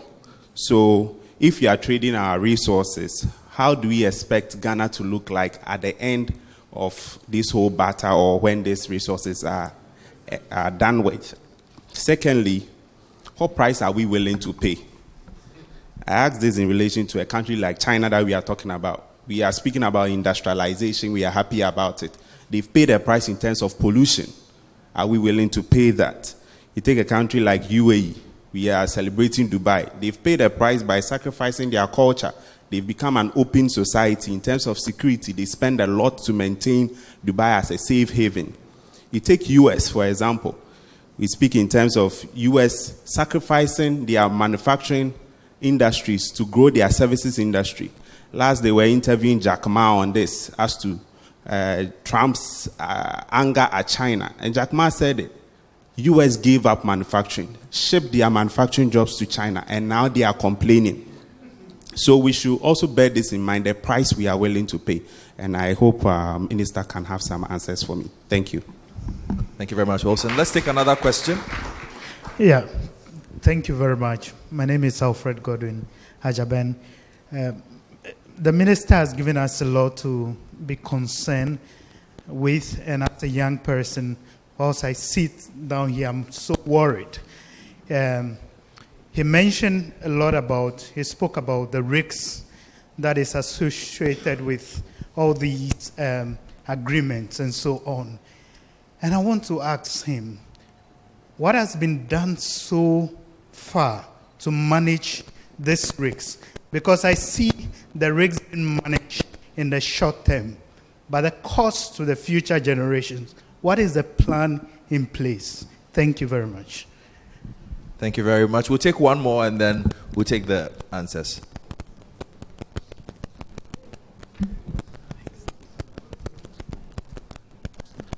Good evening. My name is Dr. Hodanyigba from Nobel International Business School. Yes, sir.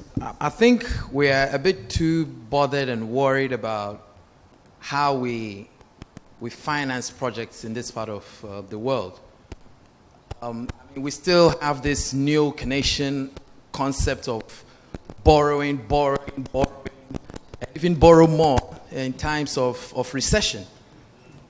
What happened to equity financing? And there are so many innovative ways of doing this that I think is untapped. We have an economy that has over 80% in the informal sector. We have no account of them. We don't know where they live. We don't know how they make money. But we know sure that we want projects for everyone, right? America has, let me give an example. America has, a population that has taxpayers paying over $20,000 every year. That is per capita.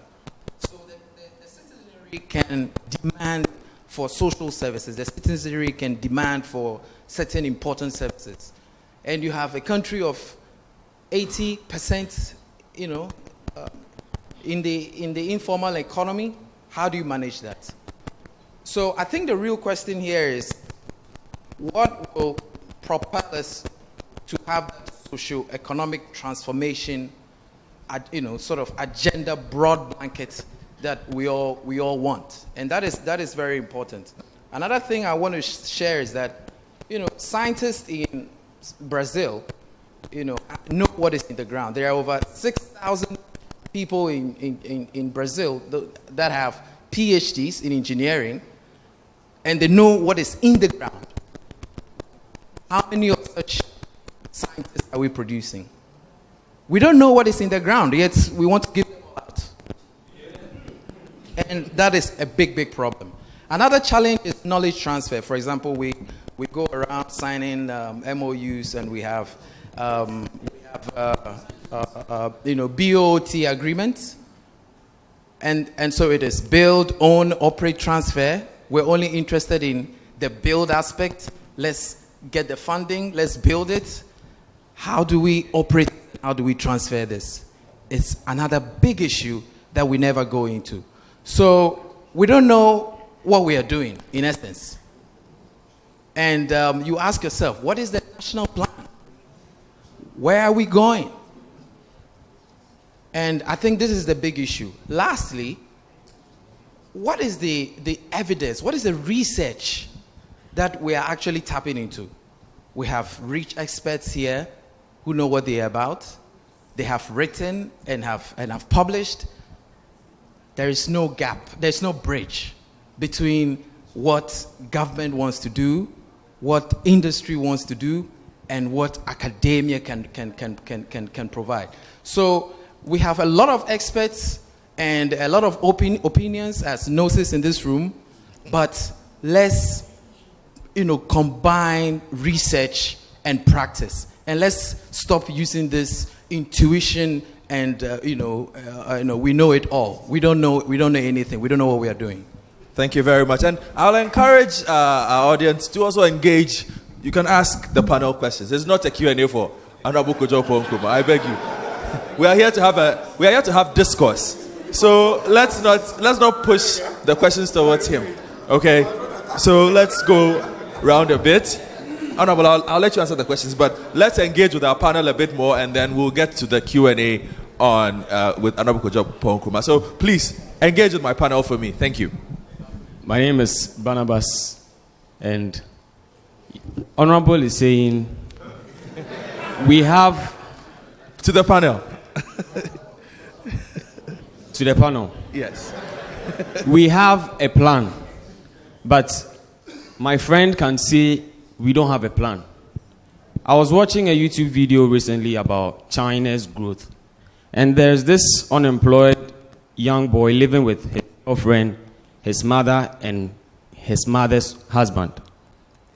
This BBC person who was doing this asked the young guy, what does he see happening in China? He said, Uncle Xi calls the president Uncle Xi is doing something for the nation, and he believes in 5 years he's going to make it, looking at what is happening in China. This BBC documenter went and then interviewed another lady who is a nanny. We will call the person housemaid here, or taking care of one baby. And he asked that lady, what does she feel for herself and what are her prospects? She said she believes in 5 years she's going to be at a better position than she is now. Why? Because of what is happening in China. Then we come to the unemployed graduate. You ask the person, in 5 years, what do you think? What do you feel? The person will tell you, you know.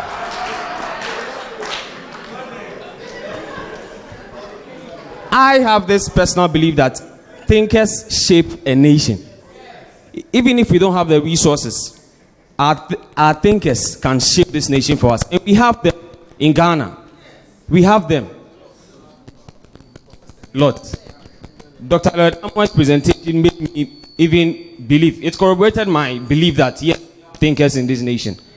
Let's use them so that some people like me will not begin to think, hey, after 20 years, am I sure I'll be able to live a comfortable life? All right, then. Thank you very much, Barnabas. Thank you. Let's hear from Kafui. Kafui Day. Oh, okay. Kafui, you've seated the microphone. Okay. Hello, Benjamin. I want to ask Dr. Jima. Yes. I've heard this thing that when you want to start a business in China, they take your intellectual property. How true is that?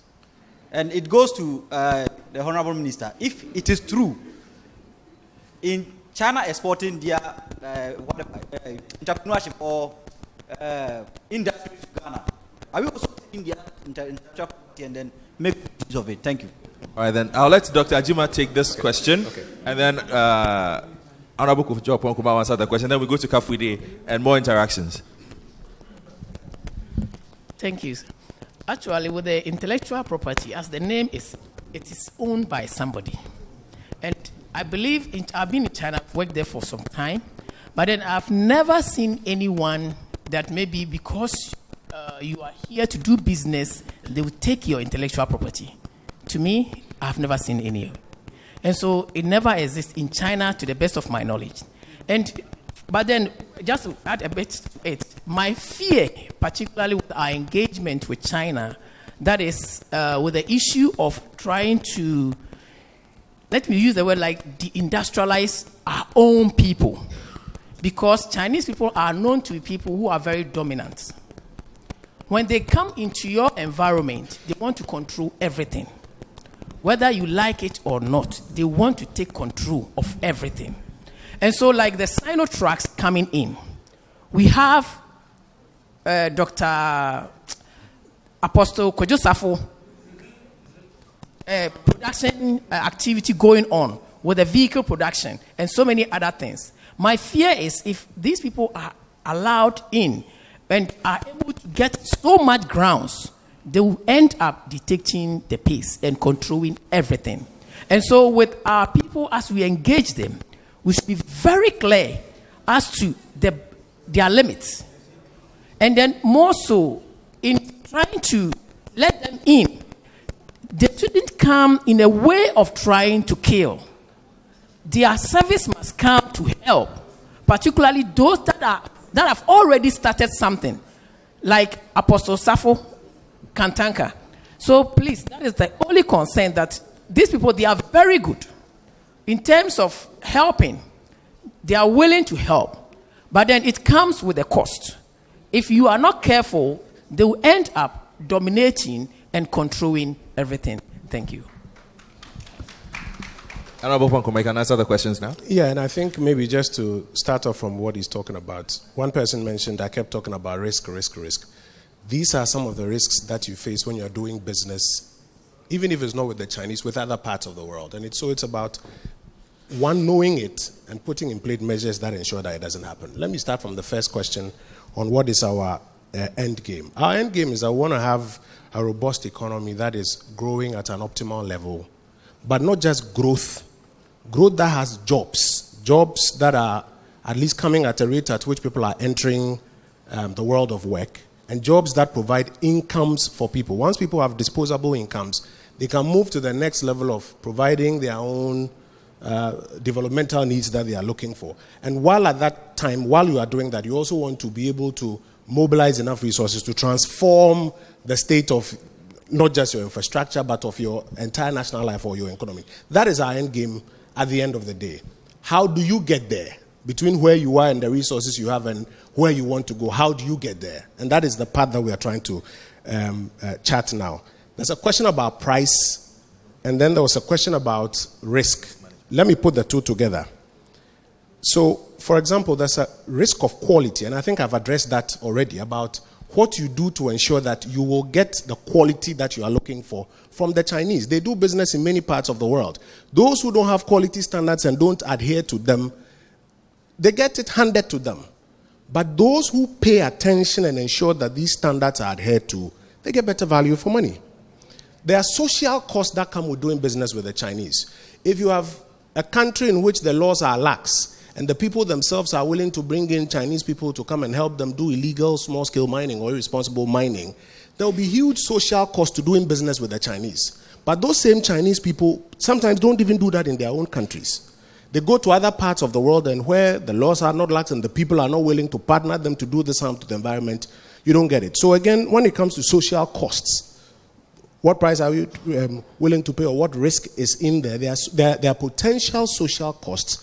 But again, you have to put in place stringent mechanisms to ensure that you don't suffer from it. At least if you take the case of Galamsey, for example, I think that we've been able to demonstrate that we will not care whose ox is God, and we will be able to put a barrier to it. Now it's about rolling it back, trying to improve the bodies, but that's a different conversation for another day.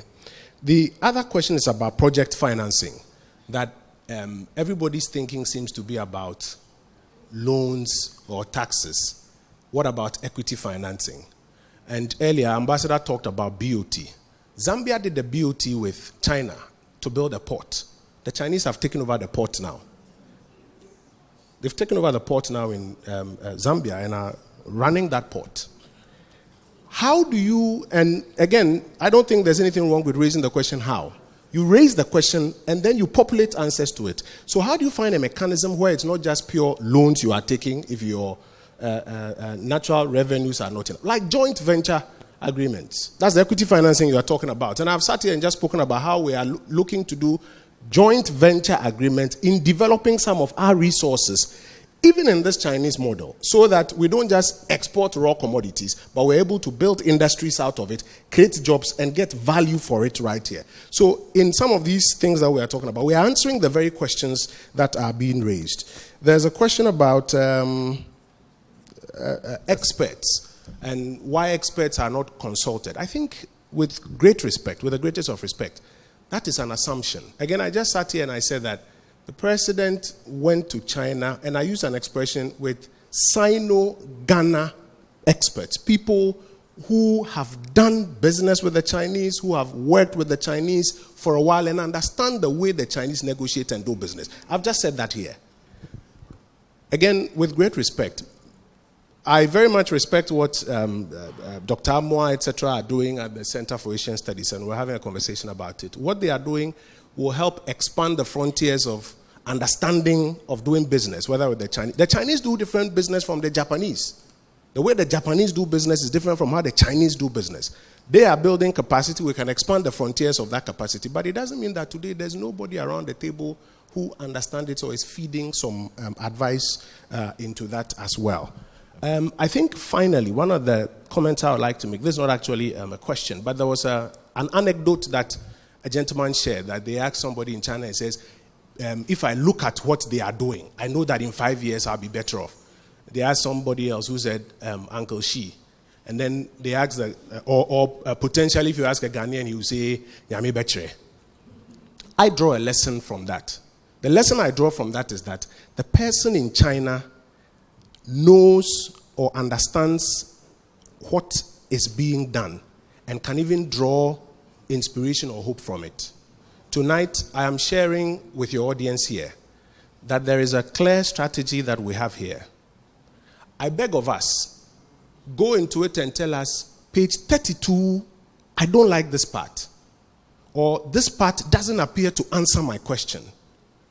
But let's not get to that point where we say Nyame Bechere because we don't know what is in page 32. Finally, there was a question about, or a comment about, we can get a lot more from the Chinese. Accra roads, for example. Accra roads are in the Sino-Hydro list of roads. They are there. They are listed there.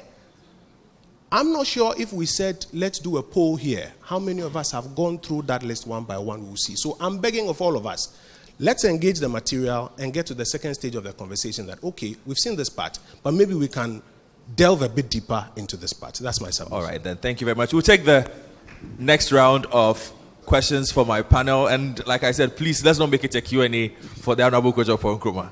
Let's try and engage everybody on the panel. Kafui. It's like now I'm a China expert with all the answers to China.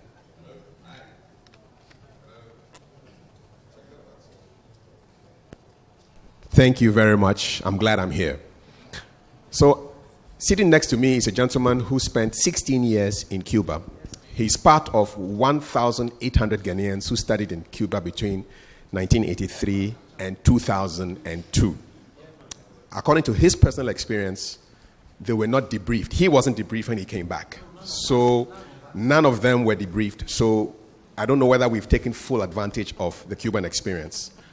My question is, do we know how many Ghanaians have gone to China to study and come back with all their capacities? And what are we doing to harness that? That's my first question. Second question, we are talking about a strategy, and I'm wondering whether this strategy feeds into a West African strategy and possibly a continental strategy to deal with China, because China is dealing with Africa. And we Africans, I think we must have a bigger strategy beyond just single country strategies. So those are my 2 points. Thank you. All right, then. And please, let's make the questions as short as possible. There are a lot of people who want to ask questions. Yeah, my name is Berima Dr. Ofori Ameyao, former GUTA president. Well, my issue has to do with our regulations and laws.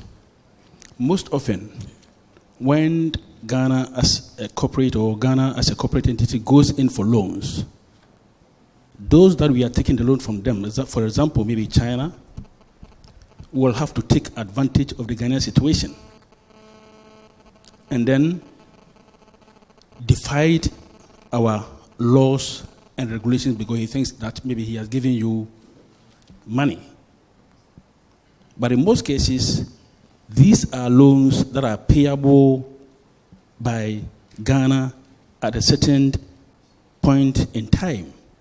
And so I believe strongly because when the panelists were talking, you will hear deindustrialization. While doing all these things, China will bring everything under the sun to come and sell here.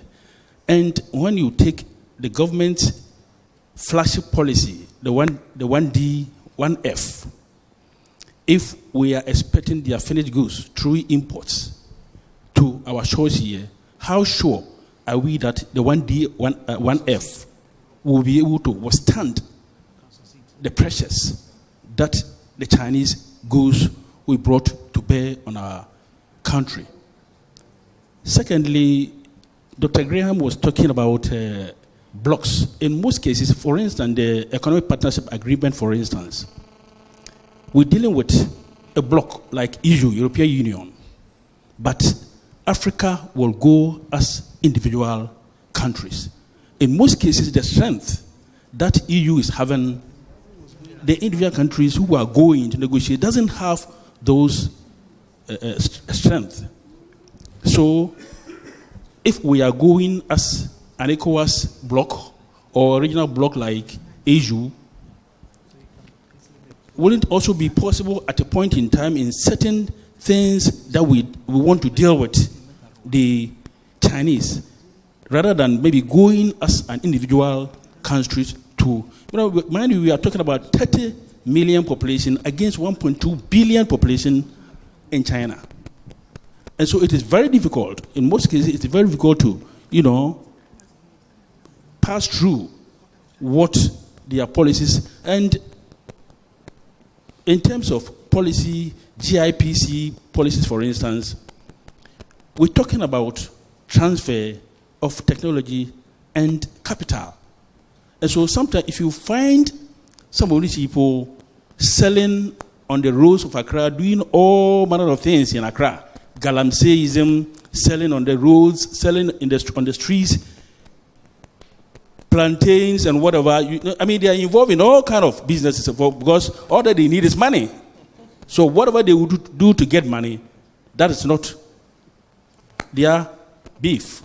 So I will suggest that at least if we are going as a bloc, or we are, having a lot of, innovations, I think it will also assist us in getting to where we want to get to. But we should strictly abide by our regulations and our bylaws. Else, we'll be overtaken by events. Thank you very much. Thank you very much. Thank you. Quick one. Nano Poku Osesra is my name. I happen to be a rep of GACHIFA. And GACHIFA is Ghana-China Friendship Association. Ambassador here is our honorary vice president. Now, I had 39 days experience, Beijing, Chengdu, and then Xi'an. So we have, look, those guys are serious. Those guys are serious. So, Mr. Minister, I will not say much, but those guys are serious. My question straight goes to, did I please hear you say 30% is what the local content, so far as the Sino-Hydro thing is concerned? Yeah. Minimum 30%. Then the next thing is the issue of Parliament. Is there anything like some backing to all this that is being done so far as this, our relations with China is concerned now? Thank you very much. We'll take a couple more questions. Okay. My name is Bright Daku. Yes. And Dr. Jima gave some good suggestions. But I want the panel, just as he did some few minutes ago, to look at the top level. The minister have made known a model of our engagement with China. At the top level, what other models can they recommend to government at that top level? and say that, okay, now let's look at it this way. It's just say, let's engage in the education, let's engage. Those are tactical. At the strategy level, 30 years, that we can say we can move, and then 30 years, 20 years, 30 years, 40 years. Now, secondly, Honorable, I think that this model is better than the way we've dealt with our resources in times past. How do we ensure that this strategy with China does not become an NPP strategy, but a Ghana strategy? Hello. My name is Benjamin Oyafi Senyon. Yeah. I'm a member of Gachifa. Ambassador Nani is also one of our. My question goes to Honorable Minister. I realize that. Your question goes to? Honorable Minister. Oh. The panel. We won't take any more questions from the Honorable Minister. Ghana is going for 50 billion for 100 years, though he didn't mention it here. But my question is, do we really need money as a loan from China for development? Or we need ideas for development? Thank you very much. Last question for this round. Yes, there's a comment from the back. Yeah, good evening. It's more of a comment than a question. And first, I think I want to commend Citi FM for this forum. And it's something that a lot of us talk about, but somehow nobody does anything about it. The attempt to move the conversation from what I have classified as voluntary aggravated disunity of this nation. It's a term I coined. Where every discussion is NDC MPP instead of the issues. And I think this is about the second or third of such fora that Citi FM is having. And you can see that this discussion here is no focus on NDC MPP. It's focused on the issues. And I think if other radio stations will replicate this and we do more of this, then we can contribute to government agenda.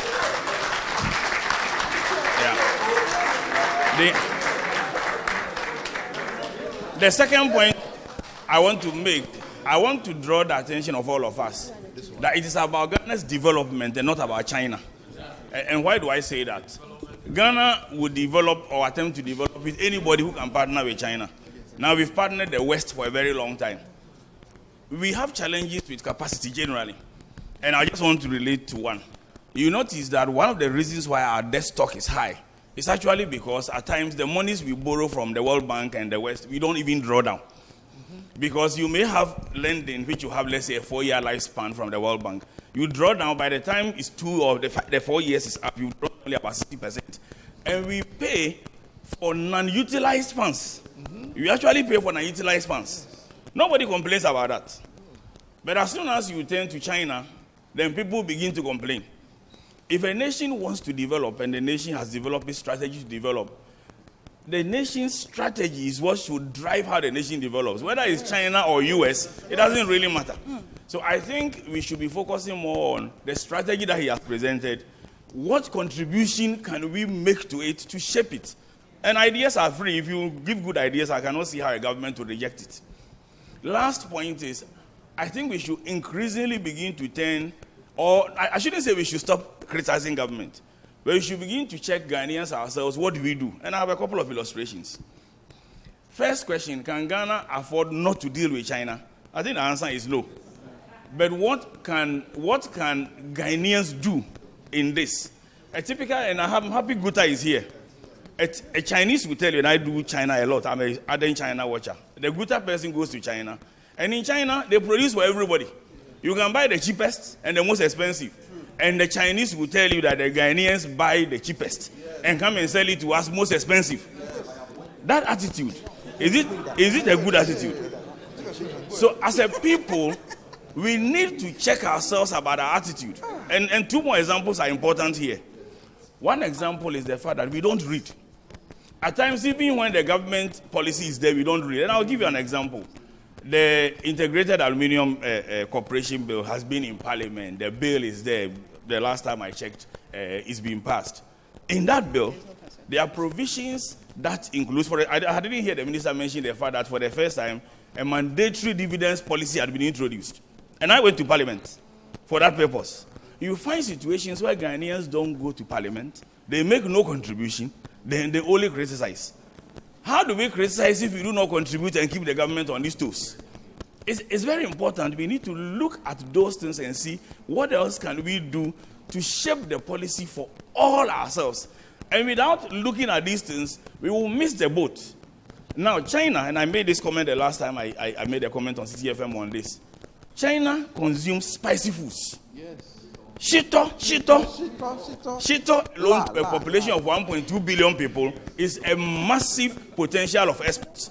So if the exporters and Ghanaians can start liaising with the Ghana Export Promotion Authority and say, let us develop a China export strategy, two things will happen. Instead of China becoming a place where they are becoming a partner who just comes to dominate us, it will become a place where we will export. And we must understand that we live in a world where a lot of things are happening. Continental Free Trade Agreement is happening. If we don't understand that a simple thing like Ghana's location, and I keep talking about it, yes. We are in the center of the world. We are equidistant from the rest of the world. Yes. This is a strategy for us to encourage Ghanaians to partner with Chinese to locate value addition industries here, which can become a logistics hub. Yeah. And ordinary Ghanaians can do it. You need no government permission to set up a logistics hub. These are the things I think we should be paying attention to. So when we have proved this, then we can criticize government if we want to. Thank you. Thank you very much. I'll take two more questions, and then we will come to the panel. My name is Messinanama Mensah, and I'm from Knutsford University. I don't know, there's this WhatsApp documentary, a short documentary of a little girl interrogating our 50 billion, should I say, alliance with China. I'm sure a lot of us have watched it.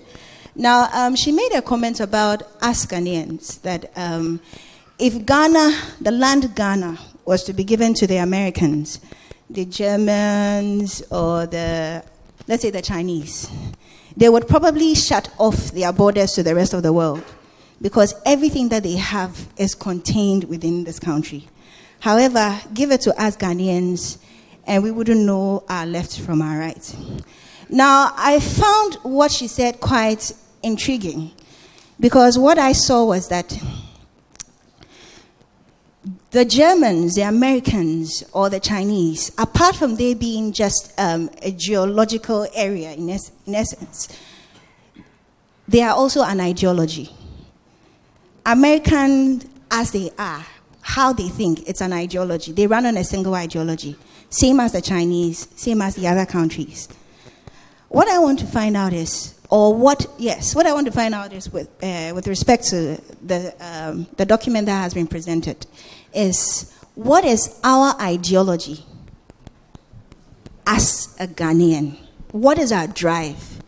And that, in answering that also, I also want to find out how far has this been incorporated in what the minister has just delivered to us? Is it something, is the 50 billion, all that, or the investment and all that, is it just for spatial or infrastructure, or they are going to pull the citizenry along? Because if you look at all these, they pulled the citizenry along. China did, a lot of them did. What about us? Thank you very much. One more, and then we'll come to the panel. Hi, thank you, Citi FM and panelists, for sharing your knowledge with us. So I've been researching Sino-Africa relations, but from the perspective of architecture and the building industry. And a common trend that comes up that I'm also getting here is people do not have confidence in their governments. People are scared, people are worried. This can go back to a history of exploitation whenever there's been engagement with outside forces. So I think one important element is how the government is going to communicate to the people and let them know that we can trust you. So again, this is not just to the Honorable Minister, but to the entire panel. With your experience and your research, what are the ways that the government can take people along with them in this ride and let them have confidence in what the government is doing? Thank you very much. Oh, okay. Okay, my name is Betty. My question goes to the entire panel. As a developing country, we aiming to be like a country as a China or US or any of that we think they are better off. and that means we want to follow their models, their economic models.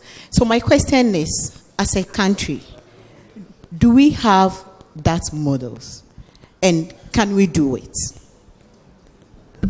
Thank you very much. I'll start from Dr. Amwa on whether we have a model. And then I will go to Dr. Graham on top-level recommendations. So, Dr. Amwa, from our last... No, I was not too clear about the question.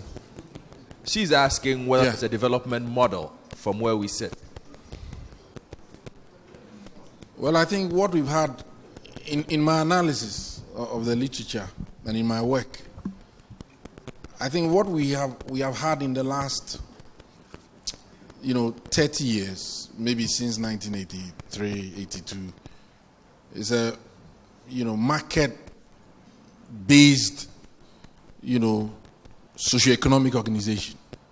Once we went into the IMF, World Bank, connections, structural adjustment program, ERP, and the rest of them. So we have a market-based socioeconomic model, which some of the scholars would call neoliberalism, right? So what we have is neoliberalism. Open your markets, privatization and all of that. Has the model delivered? I don't think so.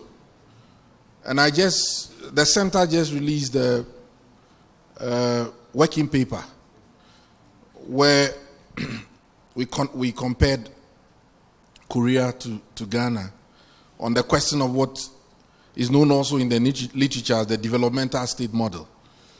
So I think you should read that. We arguments are coming up, very stringent ones, very, very critical ones on this market, based approach. And probably, especially in the light of the global financial crisis, the last one, 2007, 2009, a lot of questions are being raised about the durability of that model. But of course, we have parties with their own orientations, and how all of that connects to some of these big questions is something we must look at. I think that we have to begin to look at,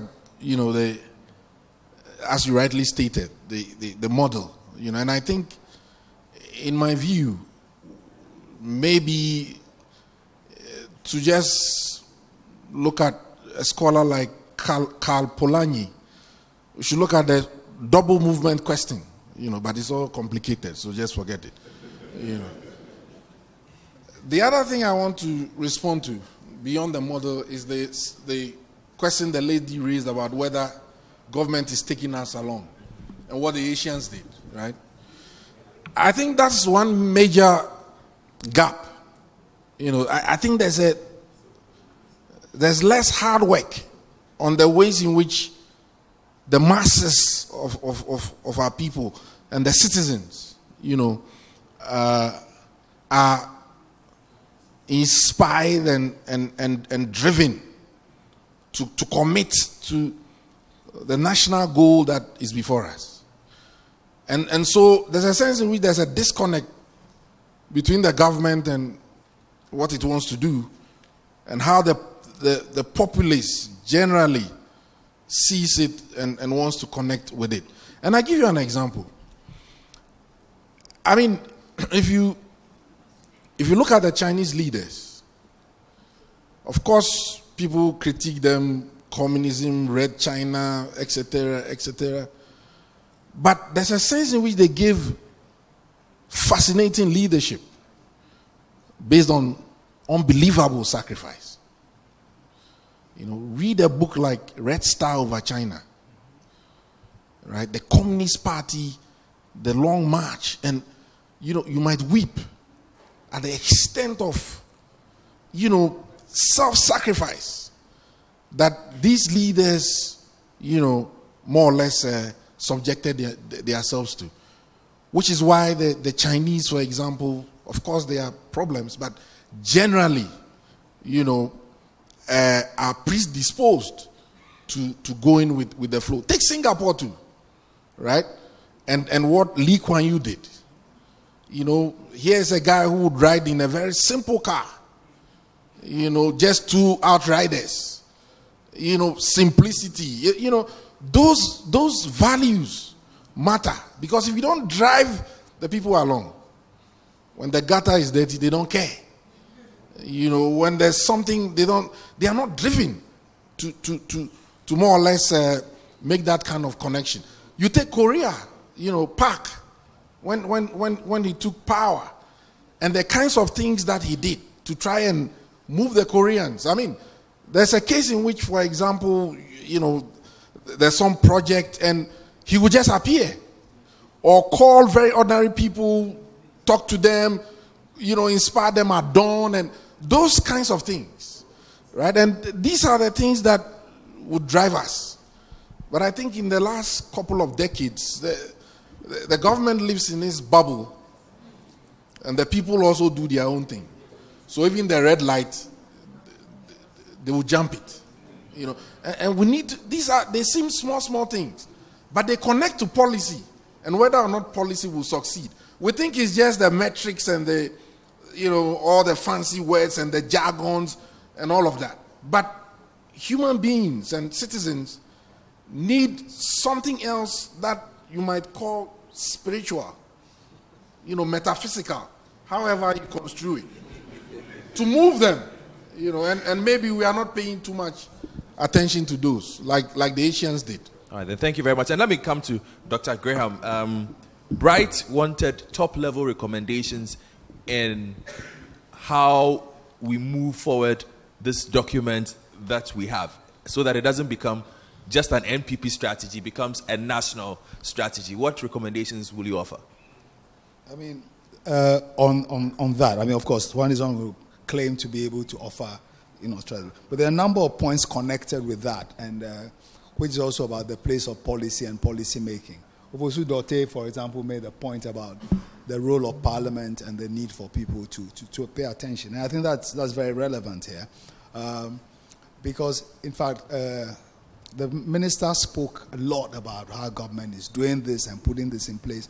One of the things which has struck me about all these major international agreements is the disdain that both the government and Parliament have for due process and public awareness. Now, take the agreement that is being talked about. I mean, big, complex agreement, 48-hour rule is waived and is passed through Parliament in a blink. This is a normal pattern with a lot of the major agreements that are signed. You take the Continental Free Trade Agreement thing, it was rushed through. I mean, the Mahama government did the same with the MIDA thing on energy. It was rushed through because the president was about to go to the US. So in general, actually, even the opportunity for those who are interested to engage with policy is very limited because there's not availability of information. I mean, he's talked about where would you find the Sinro-Hydro agreement if you were interested in reading it. I mean, the Minister of Information, maybe it's on their website. I haven't seen it there. You know, so information engenders confidence and trust because those who are interested would engage. I think the attitude of our political leadership is when in doubt. No, it's only when they are in doubt that they disclose. But in general, they rather not disclose. So this is important. Secondly, I think a number of points have been made about the relationships among various actors, you know, in the country. And I think that's an important lesson that we take, I think we ought to take from the Chinese experience. Why do I say that? Because there are some constants which repeating themselves. And I made this point earlier. Countries which have transformed, and we have talked about transformation, it is not simply a project of infrastructure. And I'm not accusing the MPP of having simple infrastructure. It's not simply infrastructure, because the pyramids are infrastructure. Huge, but they were built only to bury one dead pharaoh together with people. So, and that was within a certain organization of society. So infrastructure sits within a certain conception and organization of society. So the questions people are asking about what is the vision and so on are important questions. The fact that they ask points to a certain gap in a national consensus about where we are going. And linked to that also is the Chinese lesson. And all these other countries that developed, including the United States, at critical moments, they had national development plans. They are leading elements of the MPP who think that the planning is a communist plot. Big transnational corporations plan 30 years, 40 years about how they want to capture markets. A country that wants to transform needs a plan, which goes to the question that about how does the thing not become an MPP thing. And the plan must be generated with a consensus.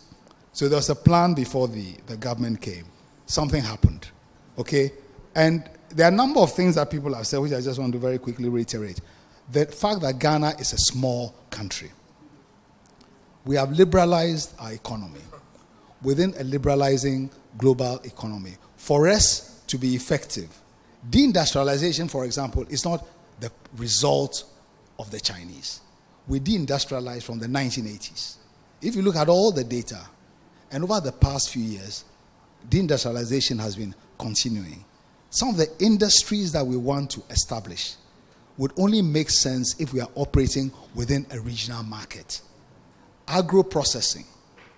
We are not likely to be selling a lot of processed maize or millet to the Chinese. We are more likely to be able to sell it to Burkina Faso, Cote d'Ivoire, Togo, and so on. So regional cooperation is important. And that becomes important also, therefore, in how we engage. Because scale is important. So even as we talk about ourselves as a nation, I think it's important to begin to see that the nation state, particularly for a small country like Ghana, is a limited entity, planning, limited development unit. You can build roads in your country, but there are some things you may not be able to do only at the national level. And then one of the last points I want to make is that I think it is not true that the Chinese don't need minerals. China is not simply an economy for itself, but it's also a factory for the world. So iron ore, bauxite, copper, cement, any number of things. China consumes those things because of its own expansion and also for production. So there's a place for commodity relations with China. But the point I'm making is that commodity relations must be located within your own transformation agenda, where we can say that in the next 25 years, we are moving from being reliant on commodities to having an integrated regional economy within which Ghanaian manufacturing, Ghanaian agriculture has a certain place. Because as the Asians look to move their manufacturing out to other countries, we should be asking, what are the areas where we can see a future for ourselves in manufacturing and services? Those questions are not very clear from the strategy that the minister has indicated.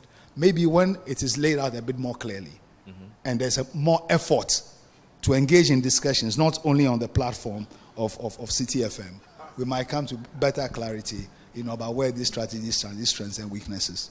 Thank you very much. Dr. Jima, your own thoughts on this? To end up on my side, I just want to also make this case very clear, particularly with regard to what next. I did indicate that what next is really hard work. That is what next. And looking at our culture and the way we respond to work in Ghana,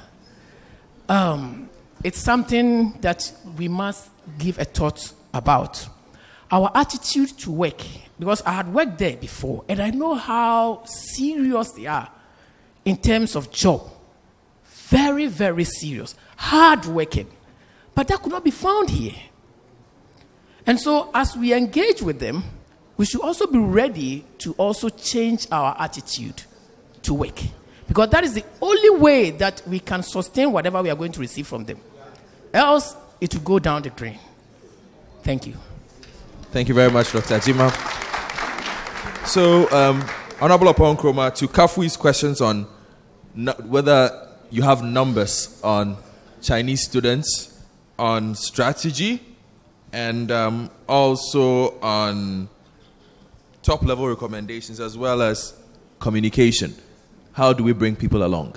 So, thanks. I think there's a good lesson to draw that we have to do more to take the people along and bring people around the strategy and its nuances and how everybody plays a role into it. And I think it's good feedback that nobody can reject. The embassy in China gave us an understanding that they know that about 4,000 Ghanaians have gone through the scholarship program. Indeed, Ghana now is the largest, or is the African country with the largest number of students on scholarship there. And part of the challenge is that a lot of them get these scholarships on their own, and the state does not even know anything about it. And so even an ability to reintegrate them or to debrief them has been difficult over the years, but they are working to improve on that. But again, the point as has been made, which ties into what I mentioned earlier about the president's debriefing with us when we came back, is that we need to follow through. So if the idea is now to ensure that we have a broader database and we debrief, then it's about the follow through that will make sure that happens. I agree with Dr. Graham that yes, there's a place for mineral resources in the Chinese space, but I disagree with him on a few specifics. For example, about this document I'm talking about, the Coordinated Program of Economic and Social Policies, 2017 to 2024. It's online. It has been laid before Parliament. It is before Parliament. If you take the Sino-Hydro agreement, for example, it has been tabled before Parliament. It's also available online. So I think where we are getting to, and I'm happy about that consensus, is that we will get more into these materials and begin to engage on the nuances therein. There's a question about the One District, One Factory, and whether or not we are going to end up opening our doors to Chinese products or compete with them. If you look at the kind of things that they produce and the kind of things that our One District, One Factory agenda intends to produce, we are looking at value addition to our agricultural raw materials primarily. It is a space that we may not end up competing with them. We may get machinery from them, which we'll use to add value to our agricultural products. And like Ambassador was saying, if they have a larger food market there, voila, as the French will say, then we are beginning to, in the framework of our strategy, this partnership and trade, get something and give something and get value for everybody. Do we have an African-wide agenda, or are we going there as individual countries instead of, for example, maybe dealing a bit with ourselves? The ideal situation is that we should have an African agenda. And indeed, if you look at the FOCAC platform, it's a forum of China-Africa cooperation. About 53 or 54 African countries may come. But we come with a certain common understanding of the key areas that we are looking to partner China in. The important thing is that you don't go taking something from China that you don't need, or just because they are selling it, then you go for it. If you have clarity on what your agenda is and how to mobilize resources to give effect to that agenda, and you see a window that says X, Y, Z is here, then through that FOCAC agenda, you can also tap into it. And by the way, while it is ideal that we have an African agenda, do some more African trade, etc., what do we do if our French neighbors are more connected to their colonial master? Do we sit and say we are waiting to have an African agenda before we move, or do we tap into a window that we think we can find resources from? I think the pragmatic thing would be to tap into that window, but be wary of the risks involved and look to how you can come up with a structure that allows you to get the best out of that. Do we have parliamentary backing? As I mentioned, this coordinated program has parliamentary backing. But the question you are asking is, the model we are using to engage, whether China or America or anywhere else, how do we make it a national model and not an MPP model? I'll be honest with you, I'm in two minds on it. I'll be very honest with you. Because there are some things you actually can't legislate. You must give the people a right to disagree with this model that we are using. If you sort of legislate a model like that? What if at a point in time the people agree or disagree with a model of that kind? But I think what we need is institutional buy-in. So, for example, on the CDB transaction, Ambassador was the ambassador at the time. Am I right, Ambassador? He was ambassador at the time. And a few minutes ago, he was talking about, why do we go for this from China, etc. So I get from that he has learned something from that transaction. How do we learn from it and build institutional knowledge so that as we go along and further improve our model, even if we've not legislated it, subsequent people who execute it have now learned from some of these things. And I think that that is something that the process of learning and improvement in government naturally delivers. And finally, on the question of are we ready for a 50 billion 100-year transaction? No, we don't have a 50 billion 100-year transaction. I think initially there was some misreportage in the media which we've tried to clear up. The president mentioned in his comment that Ghana, and it was about how China has financed their transformation. And one of the things that President Xi Jinping spoke about was the fact that they looked to century bonds to mobilize money, cheaper, longer-term financing allowed them to do. And the president mentioned that Ghana will be looking at something of that nature. If it means we've got to do something like 50 billion that can really move it. Today, our total external debt is $18 billion. 18 billion, out of which the latest number, about 4 billion, is held by Chinese, just about 22% thereabout. So you can even look at those numbers and realize where the conversation is at this point in time. And I think that we should also give ourselves some room to consider some ideas and play up. In conclusion, there was a question about what is the vision. I want to read from XIV, the executive summary of this coordinated program. Again, I beg of our colleagues here, it's online, download it, read it, interrogate it, let's play with it. It says that the vision is to build an optimistic, self-confident, and prosperous nation through the creative exploitation of our human, somebody talked of ideas, and natural resources, and operating within a democratic, open, and fair society in which mutual trust and economic opportunities exist for all. The idea is to create a system where we create economic opportunities for the majority of our people so that we don't have to resort to a lot of social protection programs for people. If we have a system in which there's openness, young people are finding jobs because the economy is growing, there are incomes for people and they can take care of themselves, we are home and dry. That's the vision. All right, then thank you very much, Honorable. And a lot of people are interested in finding these documents. So where exactly online do we find the Sino-Hydro contract and the coordinated program of economic and social development policies? I don't want to be like the guy on the Nigerian television who calls an address that is not correct. The Oga at the top. So let me furnish you with the addresses. If Google won't suffice, let me furnish you with the addresses and then you can announce it to the audiences. All right, then. So we... But on the West African thing, I thought you raised. I think on the West African.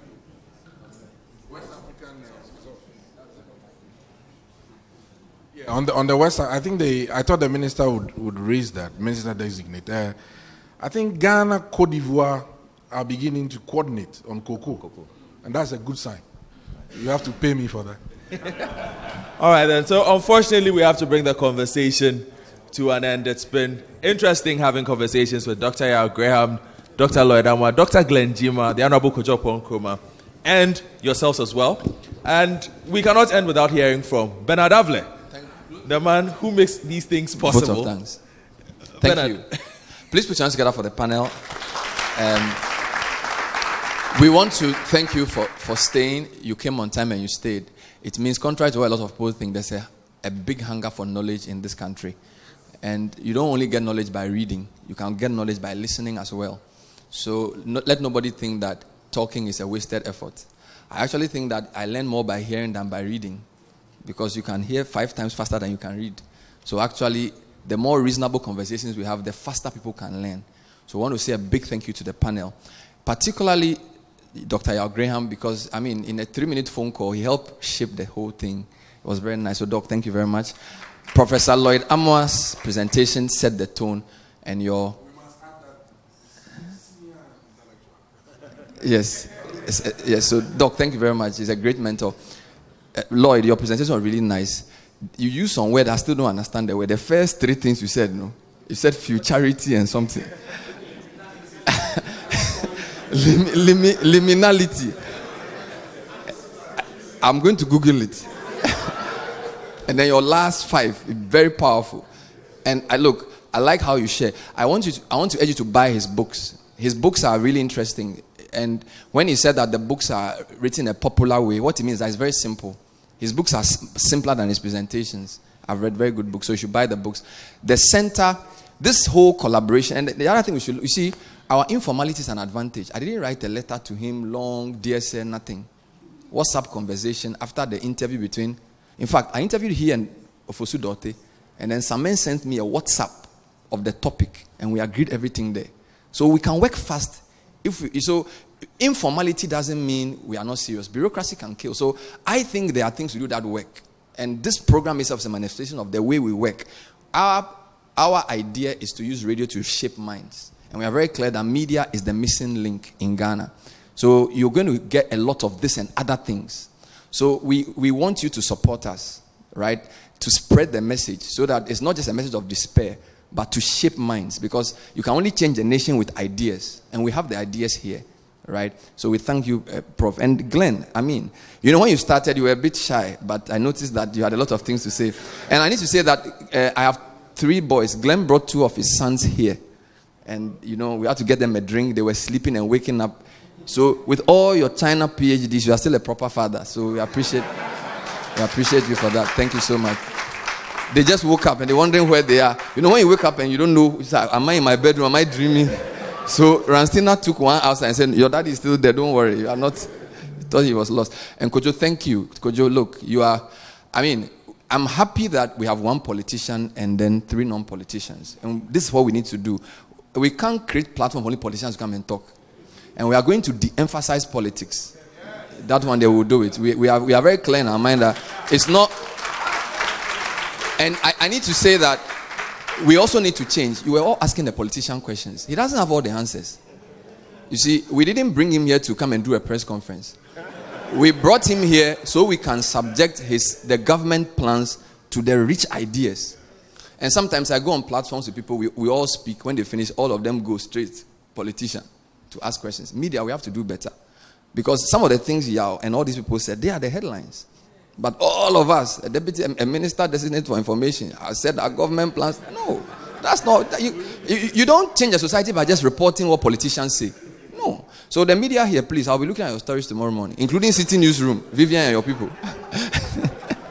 It's very important. So my point is, Kojo, thank you for coming in, for supporting us. And you are a media guy who became a politician. So we'll subject you to the same standard you subjected the politicians to. And then to our friend Hong Long, who's a Godfred, thank you so much. A good moderator lets the conversation flow without taking over.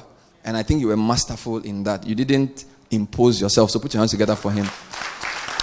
I want to thank the team. A lot of times, only we, the people in front, you see. But the strong team of young people, Ranstina and the team. Ranstina, where are you? You are here, okay. Kiki, Ranstina, Gilbert and the technical team. Philip, where are they? All these people are below 40 years old. We are the ones who change the world. Yeah. You don't need to be old to be relevant. I want to thank Professor Aheto. Great sage. He hasn't uttered a word. Just been listening throughout. Prof, thank you very much. Professor Akela Kwasoya. Professor Georgie Chikata will be giving an inaugural lecture at FGA. When is this? Is it next week? Wednesday, 20th. So let's go and listen to her. She's a fantastic intellectual in her own right. Ghana Academy of Arts and Sciences, 20th in the evening. Go and listen to some wisdom from her. So, have I left anything out? I've not left anything out. We don't give refreshment for these programs because we think that knowledge is the most important thing. So there's food at the back. Buy for somebody. And then also, there's a rich group of a lot of people here you can network with. So buy a drink for somebody and talk to somebody. We will show this thing on Citi TV next week and we'll announce it. Watch Citi TV. It's very good. I'm telling you. Thank you very much. Have a good evening. Bye-bye.